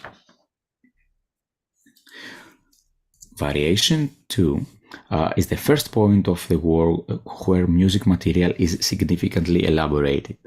At this section, previous ideas such as grace notes, flute sound and singing, pitch bending and kick licks are combined together in the descending melodic line, which covers almost the whole middle register of the flute. The third variation is the most complex of all. Here, the developed melodic material covers almost the whole range of the instrument. Gestures appear to be much more kinetic, and flute sonorities are transformed from slow and quiet ones to loud and fast. Apart from the melodic line's expansion, it should be mentioned that the groups of grace notes create a second voice, a kind of counter-subject to the main melody. Hence, the additional contrasting voice helps to increase even more the intensity of the texture, pushing it decisively to the peak. The above compositional decisions were made in order to imitate the human outburst in such a difficult emotional situation such as a beloved person's loss. After the tension's peak, achieved at the end of the previous variation, a short contrasting section is placed as an abstract recapitulation of the main theme. Here, music returned to slower and more quiet levels, where a paraphrased form of the main melody is re-exposed. Variation 4 marks the beginning of the final part of Lux Perpetua. Although the music material is still being developed, the sounds appear to be more distant through low dynamics and breathy harmonics. The melodic line moves from the middle register to the bottom one, preparing for the dematerialization of musical ideas, which will happen at the epilogue. At the short coda, a cadential idea from the previous variations was used. Here, there is a timbral transition from ordinary flute sound to the half sound, half air, and finally to breath tones, where the complete work fades out.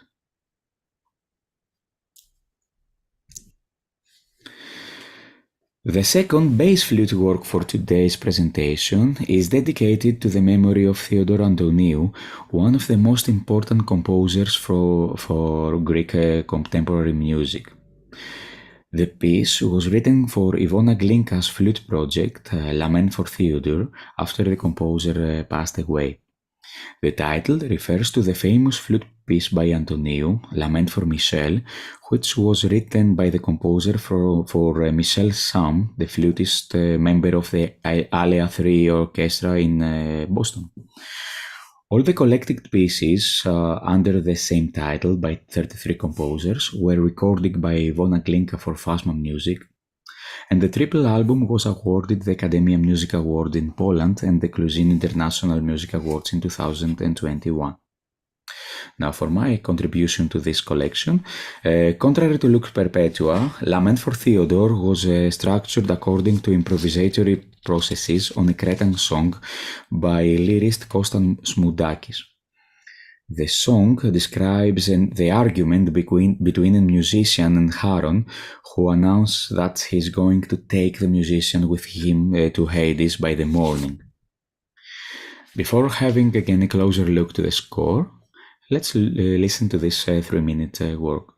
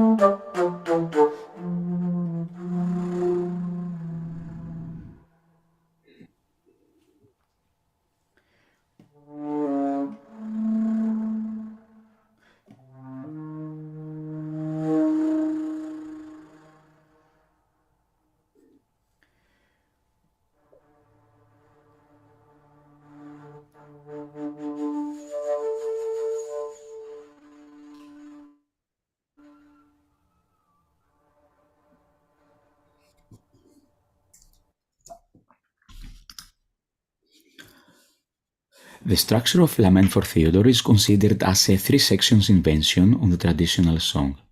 Initially, the folk melody was recomposed in a more abstract way, giving a distant perspective of the original.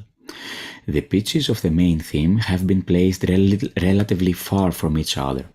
As the work's timeline moves forward, original pitches appear more and more often. Hence, full original gestures appear, which keep the Cretan character in place all over the piece. The first section mainly deals with a timbral transition between the ordinary bass flute sound and the breath tone. The flute sound fades in and out in an attempt to imitate the unstable character of human speaking or singing voice while lamenting. The basic sonorities for the first part, apart from ordinary flute sounds, are harmonics, jet tones, breath tones, and half-air, half-sound pitches. At the last bar of this section, a combination of three different techniques were used: harmonics, smorzato, and flutter tongue, in order to imitate the human sobbing.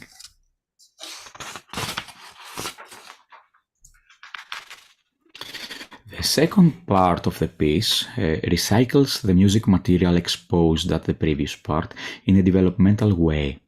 Melodic shaping is enriched with more complex gestures, while the succession between breathy and ordinary sounds is used as a tool to reach the most tensive point of the work. Again, gestures from the main theme appear, together with individual pitch points which recall the initial material.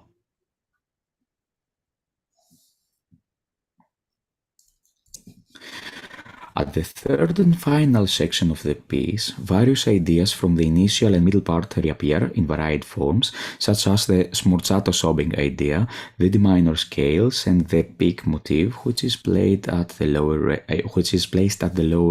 lower register of the bass flute. Finally, the piece ends with a chromatic surrounding of pitch D, which is the tonal center both for the original song and for my composition. This method reminds the use of Napolitanian sixth or the function of augmented sixth chords in the Western classical harmony.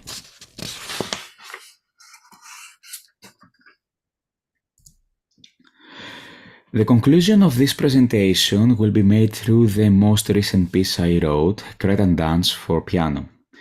It has been composed for a contemporary music festival in January here in Greece with pianist Elena Peresinaki and me here in Heraklion Concert Hall. Contrary to the previous works, Cretan dance is based, as it is obvious from the title, on sirtos, a stepped circular dance written in double time. Sirtos can be considered as a cultural connection for all different Cretan places and territories. It's one of the few things that every Cretan territory has in common to their traditions. The particular dance was inspired from a Cretan song attributed to Athanasios Skordalos, a musician of high importance for Cretan culture. At this piece, I divided the traditional melodic idea into 4 different small parts.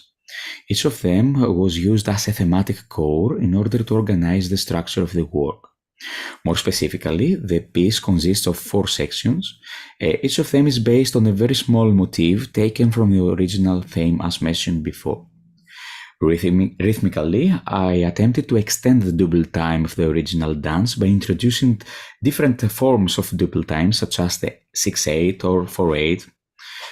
In addition, various rhythmical irregularities, such as 7/8 or 3/8 parts, appear in the timeline of the work in order to cover some phrasing compositional needs of the piece. Here, the peak of the piece appears not as a point, but as a whole section where the dancing character of the piece is established, maybe in a more sufficient way rather than the previous 2 parts of the work. As it is scheduled to be premiered and recording in January, we are going to listen to a mid-realization as an epilogue for this presentation.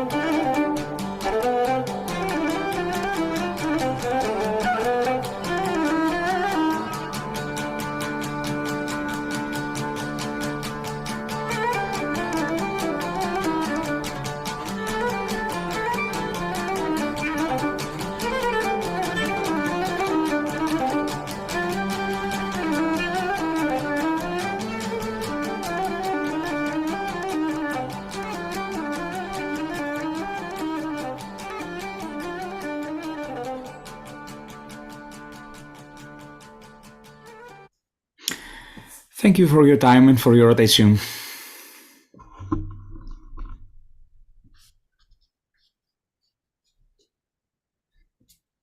Thank you, Mano. I would like to make you, because I'm myself a composer, I would like to make you a very difficult question, which is actually the inner need of using all those Cretan elements. Actually, why to use in the first place those elements of the Cretan music? Where is the inner need? That's indeed a very difficult and very nice question, Harris, and thank you very much for asking.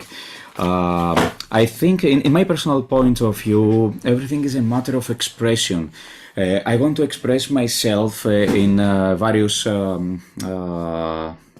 ways, and sometimes the tradition, the sounds that grew me up, and the sounds that formed my personal point of view in the music in general comes to the foreground and inspire me to use those as tools in order to set my personal taste of the music of my origin on, and give a personal perspective of how the music that grew me up sounds in my way and not in the traditional way.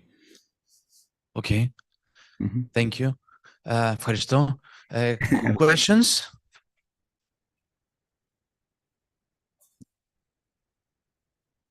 Hello, thank you for your presentation. It was really nice to listen your music, and I Thank you very much. had quite the same question, and in otherwise a little bit different. I see that you're using like Greece folk music. Yes, if am I right? Yeah. And Yes, you're absolutely right. did you try to combine other cultural like themes from other countries? You know, did you try to incorporate or mix some, you know, different countries' folk music in your own compositions? Yeah, to be honest, the elements that I have used so far comes mostly from Greece and the Balkans, the area of Balkans, which have many things in common. But there are not a few the times that I have thought to combine exactly what you said, elements from other countries, maybe absolutely contrasting ones, like the Chinese music that we heard from Zone in the Morning, and explore how they interact, how the two different sound worlds interact to each other. At the moment, I haven't composed something like that, but there are many times that I have thought about that, and maybe one of my next composition would reach that point. Thank you, and we are waiting for next composition. Further questions?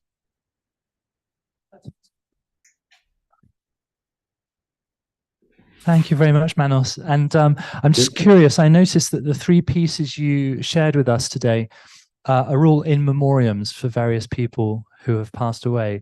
I don't, forgive me if you've already explained this. Is there a particular reason why you chose three in memoriams to share, or is it coincidence? Yeah, I thought I could say that it's just a coincidence.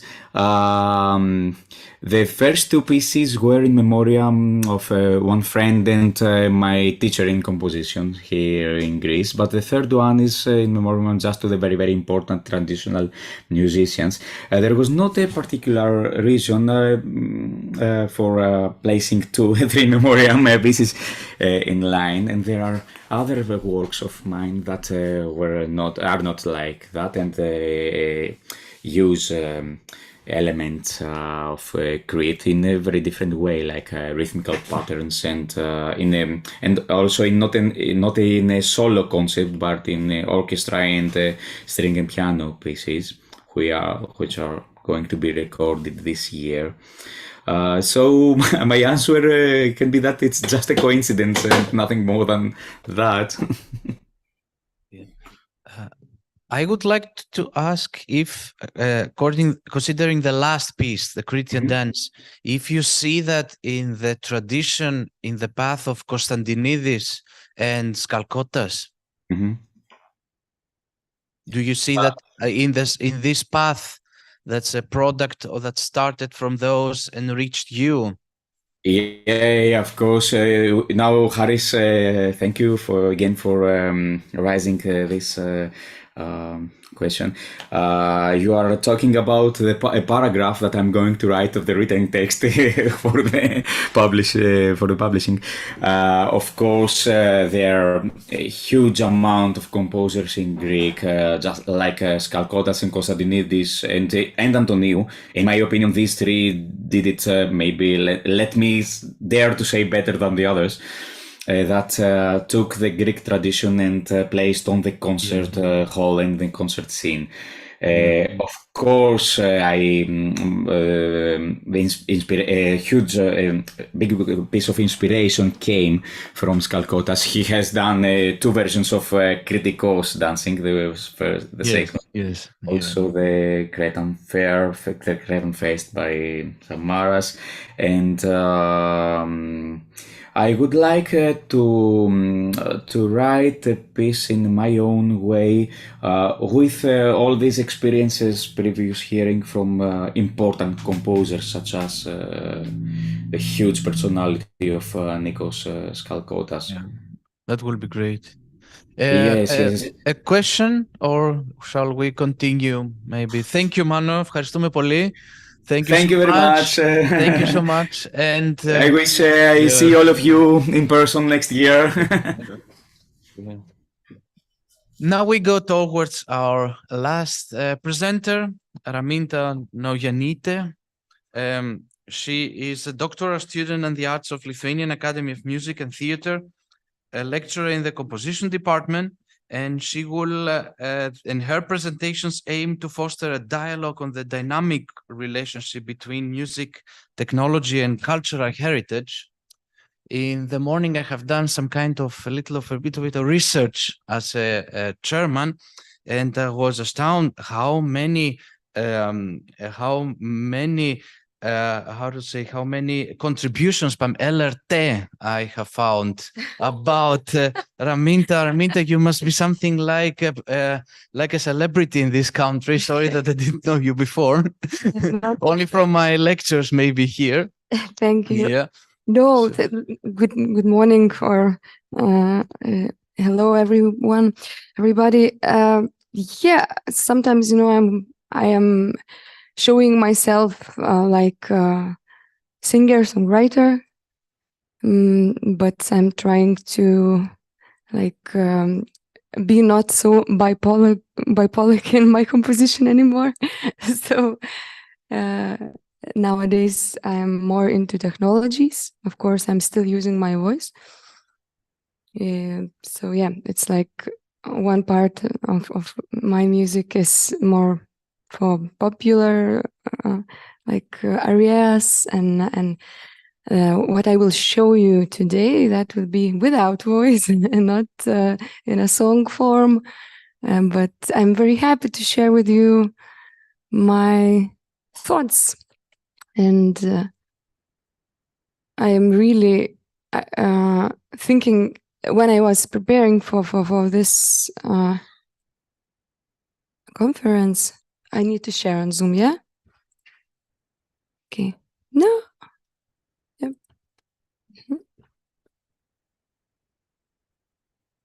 Yes, good.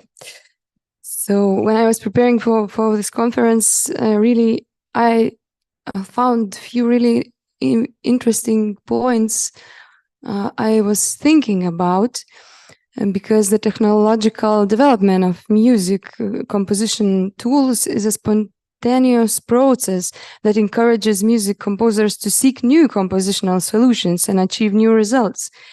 So, but my question, and the biggest question, is how not to give in to technology for technology's sake, if you know what I mean. Does it not affect the composer's identification, his or her character, in which his or her national identity can be perceived? Some composers take up the challenge of purposely implementing more or less recognizable musical codes that identify the nation into their work. However, the impact of cultural globalization inevitably complicates the possibility of recognizing a composer's national identity, which is neither bad or good in itself. So on the one hand, it allows people to discover and enjoy new music from all over the world. On the other hand, some argue that is homogenize music and leads to the loss of traditional music cultures. And it can be considered as a personal choice of the creator, I think so.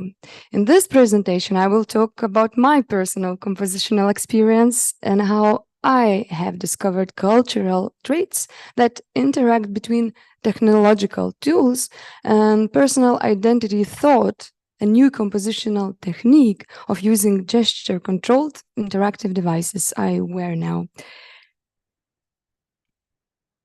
Before giving personal examples, I will try to analyze the problematics and features of Lithuanian composers' identity.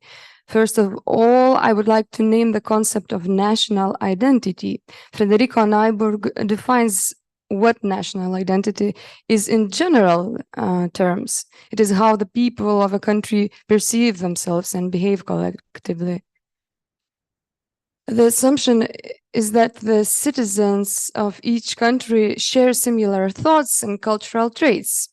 Each nation is also seen as a group with characteristics similar to those of the individuals living in it. I could try to summarize the features of Lithuanian composers and conclude what they have in common. But I would sound dilettantish if I ignore the context of the period or individual cases. Yeah. But there are attempts to define what characteristics unite Lithuanian composers, and musicologist Vita Gruodytė draws on examples of 20th century Lithuanian composers to identify the defining features of Lithuanian composers. So Gruodytė mentioned the imprint of the folk music tradition in professional works. Also, she mentioned a complicated but uninterrupted search for modernity, an ambition to belong to their own time, with local traditions being constantly reconsidered through the prism of universality. Third point is that temperance sometimes moving towards conservatism. She's talking more about educational institution based on classical traditions and about teaching and oppositional thinking. This is from a historical experience when some composers try to opposite everything what is happening around. However, speaking of the younger composers, the author, Gruodytė, notes that they have surprisingly easily, without discussion, without nostalgia, and without fear of losing the national identity, left aside the question of the nationality of the music. The main issue that has been the most debated in 20th century Lithuanian music. They are more pragmatic and already belong to a globalized world where art is no longer tied to a specific place, where to be here and there, this and that, has become an inevitability rather than a sign of uniqueness. She was talking about Raminta Šerkšnytė, Marius Baranauskas, and others she mentioned in her article. In my personal case, although I consider myself as a young Lithuanian composer, I recognize the characteristics of 20th century composers in my work as well. I inevitably noticed the use of folk melodies motives, the search for modernity, the preserved basis of classical harmonic thinking in the forms of the works. I also strive the uniqueness in opposition to the ways of playing used by other composers. I will try to explain my ideas through examples.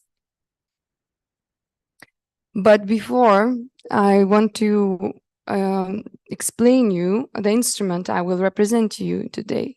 So I will introduce you the technology I am currently using for my artistic research. In this research, I am exploring a way of creating music and performing using gesture-controlled instruments, and more specifically, wearable, non-tactile, gesture-controlled interactive controllers. The main device I use in a musical gesture programming is a product of a London-based company, Mimogloves. Mimogloves is a handheld device that allows you to control and create music using hand gestures.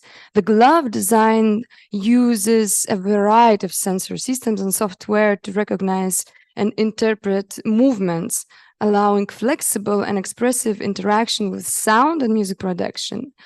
The gloves are equipped with several types of sensors, including flexibility sensors and inertial measurement unit, IMU. Flex sensors are used to determine the flexion of individual fingers, and the gloves can be calibrated to ensure accurate readings. These sensors, in combination with software, also allow the recognition of specific hand postures, and up to 9 postures can be taught in the single device session. In addition, Mimo gloves provide haptic and visual feedback to the users via a built-in LED and vibration motor. Therefore, my main task as a composer is to try, sorry, I just want to come back a little bit and to mention that this device is particularly convenient to use, and thanks for Glover software, which facilitates the reception of gesture data, and it's sending MIDI and CC messages to the digital audio workstation software. So before this instrument, I used a few prototypes, and the biggest challenge was to program to map the sound. And like a composer, I struggled a lot with the part how to program, but not to think about composition, not to think about musical idea. So that's why I am trying to explain how this system works. Yes. Therefore, my main task as a composer is to try and find the most comfortable synthesis of gestures and sounds that convey the compositional idea. Of course, the best way to do this is through practical experimentation and trying out different variations. On the main question, one of the main questions you may have, and I have personally had, is why do I have to use a Mimo glove device or similar devices to create and perform my music? So the answer I have found is that it is an extremely convenient way to manipulate sound parameters in time without framing the musical material in advance. This way of playing allows a lot of room for improvisational elements. Also, the musical results of playing a gesture-controlled, non-tactile instrument often take on a distinctive aesthetic and unique musical expression. And it's like a new compositional technique for me, where gesture and sound programming are created simultaneously. And that's really changing the way how you are making strategies, how you will imagine the sound when first you are thinking about that parameter and gesture at the same time. That's really the point why I catch myself in that kind of compositional technique. Despite the improvisational freedom given to me over time and with the programming of various gestural combinations, there is a realization that without notation or gestural schemes, the idea and structure of the work can eventually be lost or forgotten. I must emphasize that the creation of music with Mimo gloves is very individual, and the device itself is made according to the size of the performer's hands and fingers. Therefore, the performance of the work is linked to the only one person, in this case, the composer. I dedicate to look for a specific notation of the piece, which does not overload the unnecessary information and gives additional clarity when rehearsing the piece. In the beginning, I didn't try to write score for that kind of compositions, but nowadays I see that it's really important to mark something, but not all the information. Because, for example, I will show you the example, pitch modulation is more, I left it for more improvisational part. About notation, before the notation system was developed, it was clear that it would be similar to graphic notation shield. The first choice was to mark gesture combinations because that's most complicated part. Since the composing technique is based on emotion programming, I analyzed the notation of the dancer's movements. Rudolf von Laban, in his study of dancer gestures, divides the body into parts according to the effort of movement. He proposes that distinguish 4 effort factors: flow, space, gravity, and time.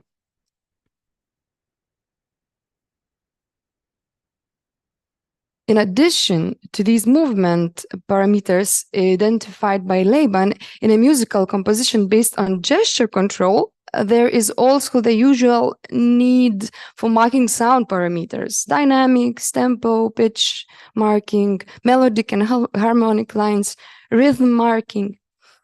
In addition, the Mimogloves device has unique features that need to be marked as well, such as palm pose, button press, scene switching, wrist rotation, movement marking, and etc. So I decided to take some examples from Labanotography, which can also be useful for Mimogloves for the notation of the work. As you can see, I used I am going to use these symbols, which is really the same in my case, where you try to mark how in which side your hands are moving. Space and directional markings are used, but technically diagonal back and back all this back mid directions are not used in my case, as they do not work in the interactive device. The aim is to develop a distinctive marking system that complements and logically arranges the necessary markings in the notation of the work. The Glover software I mentioned before, I'm using for mapping parameters, contains a list of predefined gestures. However, in practice, it turned out that only a small proportion of that suggested gestures are used in a single piece. Therefore, the planned markings are related to the notation of a specific composition. I will give you an orthographic example of one piece, in other words, a list of programmed gestures. So as you can see, I chose some Laban science for your pitch movements, and but I created myself as well posture like open hand, fist. Then there is orientation for the wrist. For the pitch, it's really important to mention that I am not using these kind of boxes, but I'm using like the markings. It is dot, it is lines, or it is fully like black, and I am painting them on your science, where I am using here. Of course, I need to mention that I have 2 buttons here who are really helpful to make some changes in scenes. And scenes are like a part of the piece. So it's the same thing like in a classical way when you're marking A, B, C, D, or 1, 2, or 3. So I use the classical one. And I am marking direct when I need to change like movement to another movement gradually, because if I'm not painting the line on a score, so then I am changing like really quickly the movement. That's the difference. In a Glover software, you can create the form of the work in scenes like rooms, where the meaning of gestures are mapped. Within each room scene, the gesture values can change or be assigned to new audio parameters. The stability of the values has worked well in practice, but it is also worth nothing the changes in the scenes in the notes. This helps to understand the logic of the work. And in this case, the dynamics are controlled by the left hand gesture pitch. Part of gestures increases the dynamics, part increases the amount of reverberation, reverb effect. In this draft, I will show you soon. There is no timestamp, and it is I made it because as it remains interpretative aspect, I leave this space for interpretation. And now it's time to play something for you. So I need a minute. I will show you the score, but I can mention before that this is like post-production when I recorded it before.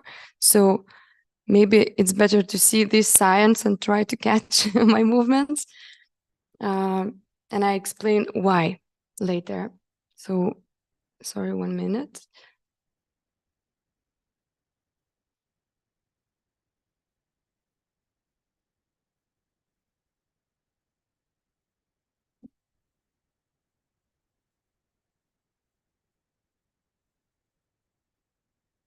And yes, of course, now it's time to make some challenges for me.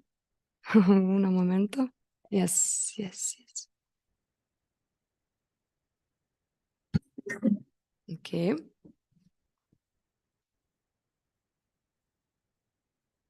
So why am what? Huh? I should have. Okay. Okay. Hi, camera is here, yeah?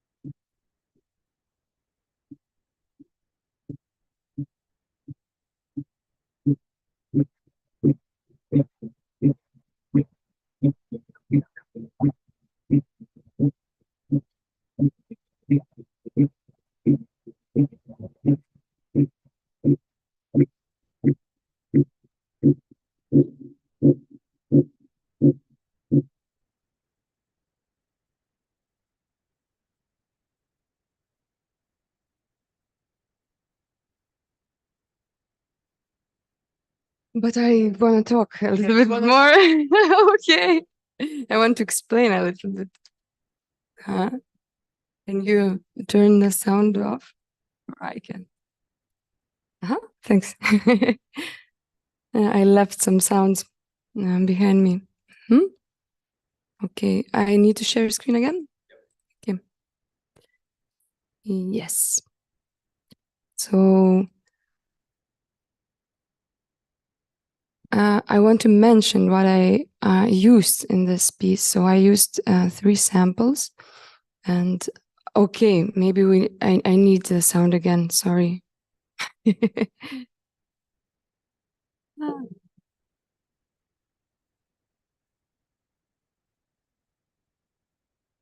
Moment. It's super live. So I will show you that samples and why I chose them. I will explain you. So the first one is the sound of the Lithuanian folk song Stovi Tiltas Geležinis, performed by my late grandmother and her sisters. So I had that really unique motive. Maybe this one.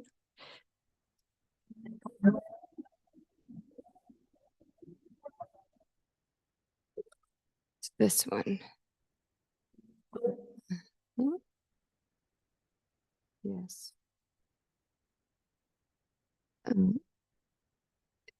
Yes, I will show you.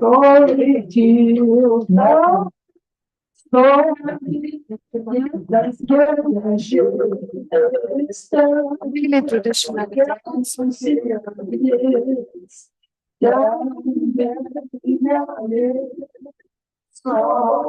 So I cut it just few seconds and I chose this song because it means something for me. The second motive, it's the sound of how I'm playing with a folk instrument kankles. And it sounds something like that originally.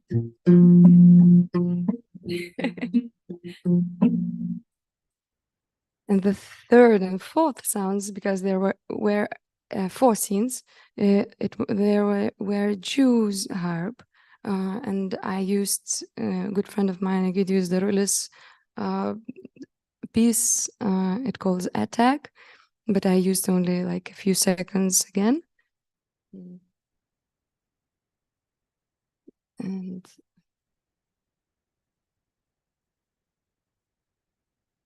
it sounds like that.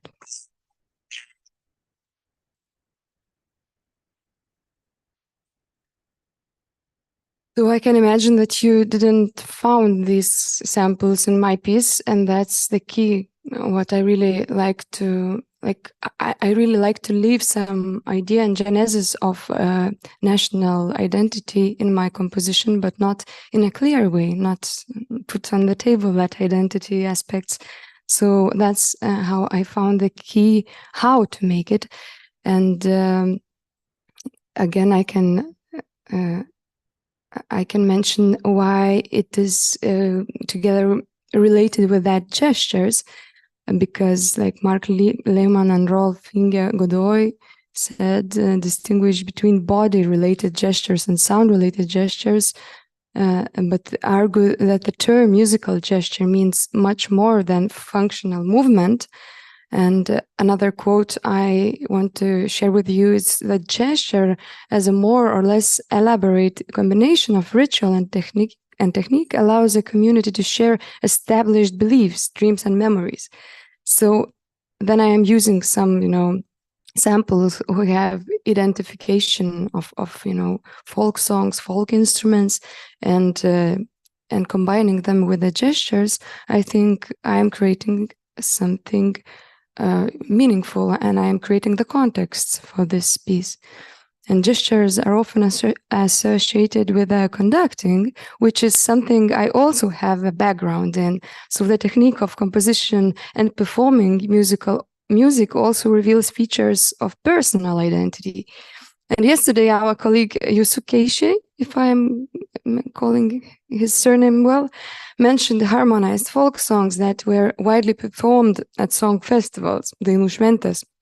So the culture of amateur choirs is widespread in Lithuania, and this can be seen as another argument for the link between national identity.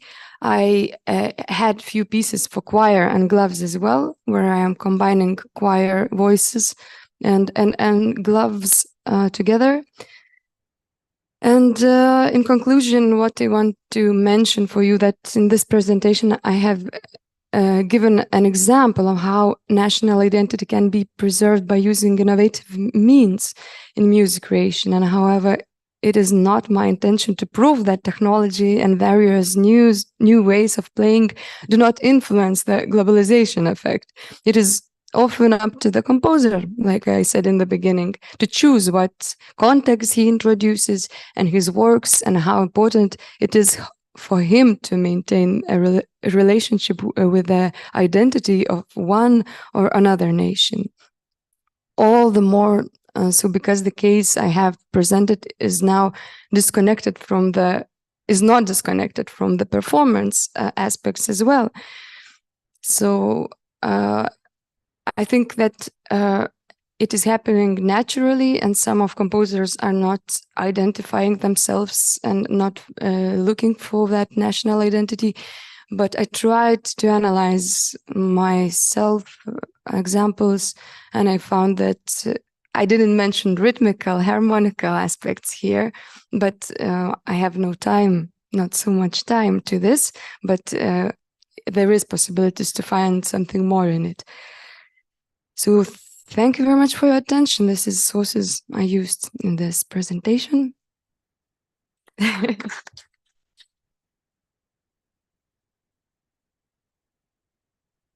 Thank you so much for your spectacular presentation. Questions, please, from the floor. Well, I could start maybe making the same question that I have, giving the same question to the other two presenters. From one side, you presented us all the technical issues and all the 3, 4, 5 samples that you have. Mm-hmm. But at the end, we have a piece of art at the end. So what's the creative process from having those materials toward until the piece? So I'm interested, how did you compose? Why do you do this movement and not this? What kind of form, macro structure, middle structure, short structure you're using, so as the end to have a unity? So this piece is particularly based on the strategy, the same strategy of gestures for all the piece. And what I am preparing before I am starting program the gestures and preparing the material I want to use. Of course, I am experimenting with the timbres, but for me, it's more important the meaning, what I am hiding in that material before programming. And when I found the way that I can use granular synthesis principle, so I found that I can create the system where I can improvise and make the statement as well. So the phrasing is always different, but the structure, the rhythmical patterns are always the same. I used some gestures like smaller and bigger with some logic. So if I am making bigger, wider gesture, so you can hear some, louder or more reverbed sound. my wrists are for to change the smaller details. So that's only one piece how I'm using gloves, but I can really use it in a very different way, this kind of gloves. But what I found in my from my perspective, that small gestures are not very common with the audience. I don't know how it was here, but audience always reflects, and that bigger, wider gestures are more fascinating them. I see personally here a big potential to the direction of live electronic, that you do a movement and Yeah, this that's only live electronic. live Yeah, that's electronic. everything. What is I forgot to mention that with this compositional technique, I can always manipulate time and space. Yeah, it's not written, it's not prepared. Everything I am doing, I can be on the one sound, on the one phase as much as I feel now. So that's super important, because a lot of live electronic music is with a beat, prepared material, and I really, I'm okay that it is, but I don't like this. I mean programs like Pure Data. Yes. In this case that you play, it's going to be now live, let's say recorded, and goes back, and yeah, such stuff. In case you're interested, my institute in Graz, EM, Institute of Electronic Music, has done already several projects in this field, and they have also the necessary programs for everything. But if you need anything, if you need any connections to them, I can provide you. Okay, thank you very much. Questions, please. So thank you very much. It was a highly fascinating presentation, and it's a very interesting instrument. It reminds me a bit of another electronic instrument, an old one called the theremin. Yes, it's like the theremin. You have an antenna, and you modify the sound by controlling the electromagnetic field. Yeah. So, and on the other hand, it's like well, the medieval Guidonian hand, which has become into a real sonic reality. But I also wonder if it would be possible to further improve that instrument. Well, as I understand currently, it's not so easy to perform pieces based on discrete scales. Well, but would it be possible to register the individual movements of fingers so that it would become a virtual piano? Well, nowadays there are some developments in technology related to the virtual these goggles or these virtual things. You don't need an actual screen, for example. You can just look it within those glasses, and so maybe these gloves could become a virtual piano, so you could play, or you could use it as a MIDI controller without actually needing a physical keyboard. So what do you think about that perspective? Thank you for the question, and I am happy that I have the answer for you, because often I don't have the answers. The founder of Imogen Heap, founder of these gloves, she made some concerts on virtual reality with these gloves, because this is just, messages. Then you are creating the music, the sound parameter strategies. But what you mentioned about like virtual piano in the air, there I found some analysis and experiments with the people who tried to use that kind of technique, and it was not so successful. And I have always the question for me as well, why I am using this instrument but not piano, why I'm using this instrument but not casual controller, why it's better, why it's different. So I think it is more important to find like new expression, like new music expression way, new way how to think about music expression. But when we try to copy existing instruments, the copy is always not so good like original instrument, I think so. But thank you for the question. A last question, maybe? Any questions?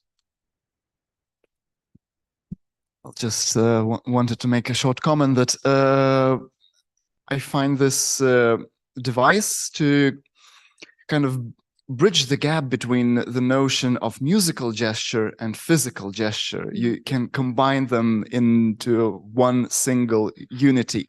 And I, as a composer, immediately see a lot of possibilities to, for example, put those gloves not on a composer's hand, but on a performer's hand, for example, like a cellist, and map their like physical gestures and make an additional layer of musical material just out of physicality of it. I think it's a very fascinating device.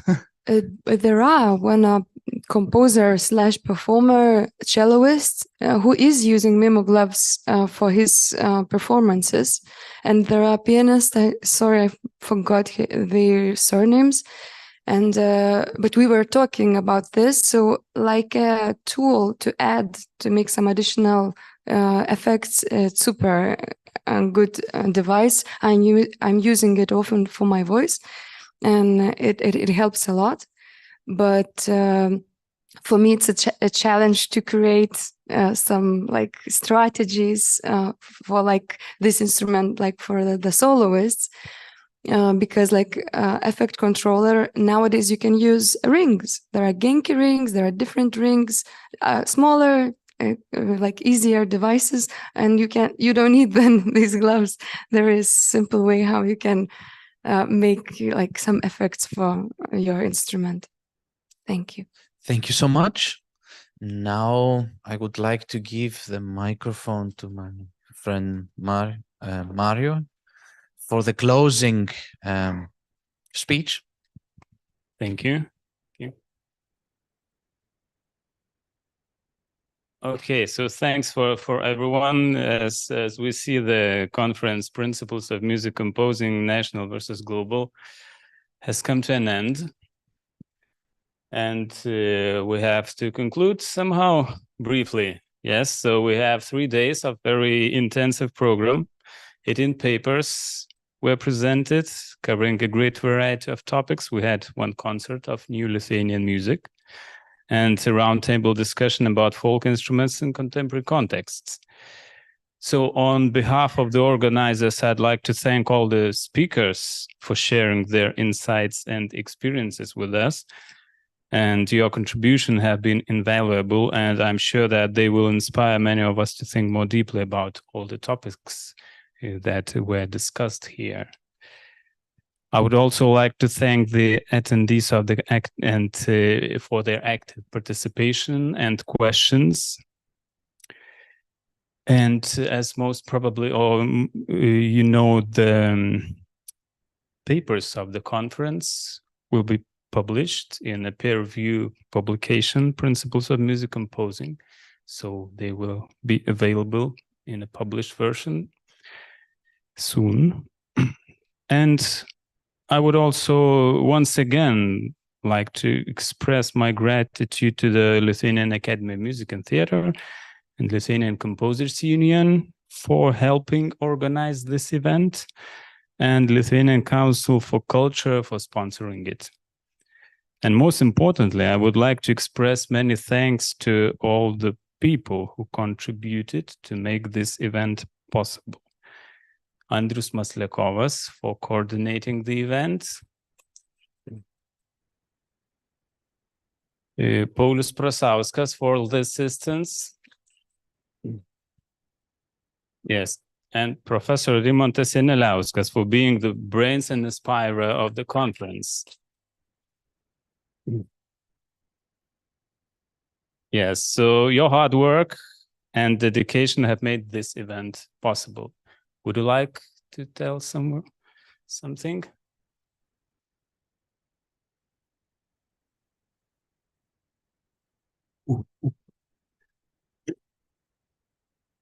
I want to say a great thanks for all those who contributed to this event. the contribution of each speaker and moderator deserves a great attention and gratitude. I'm sure we'll continue our collaboration and friendship. So I hope, dear guests, to see you, each of you, again in Vilnius, maybe next year, maybe again. So good luck.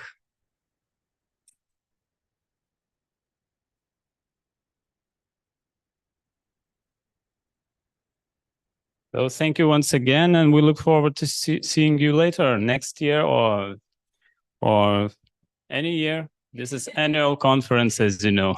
And now we invite to the buffet just to continue communication and discussions.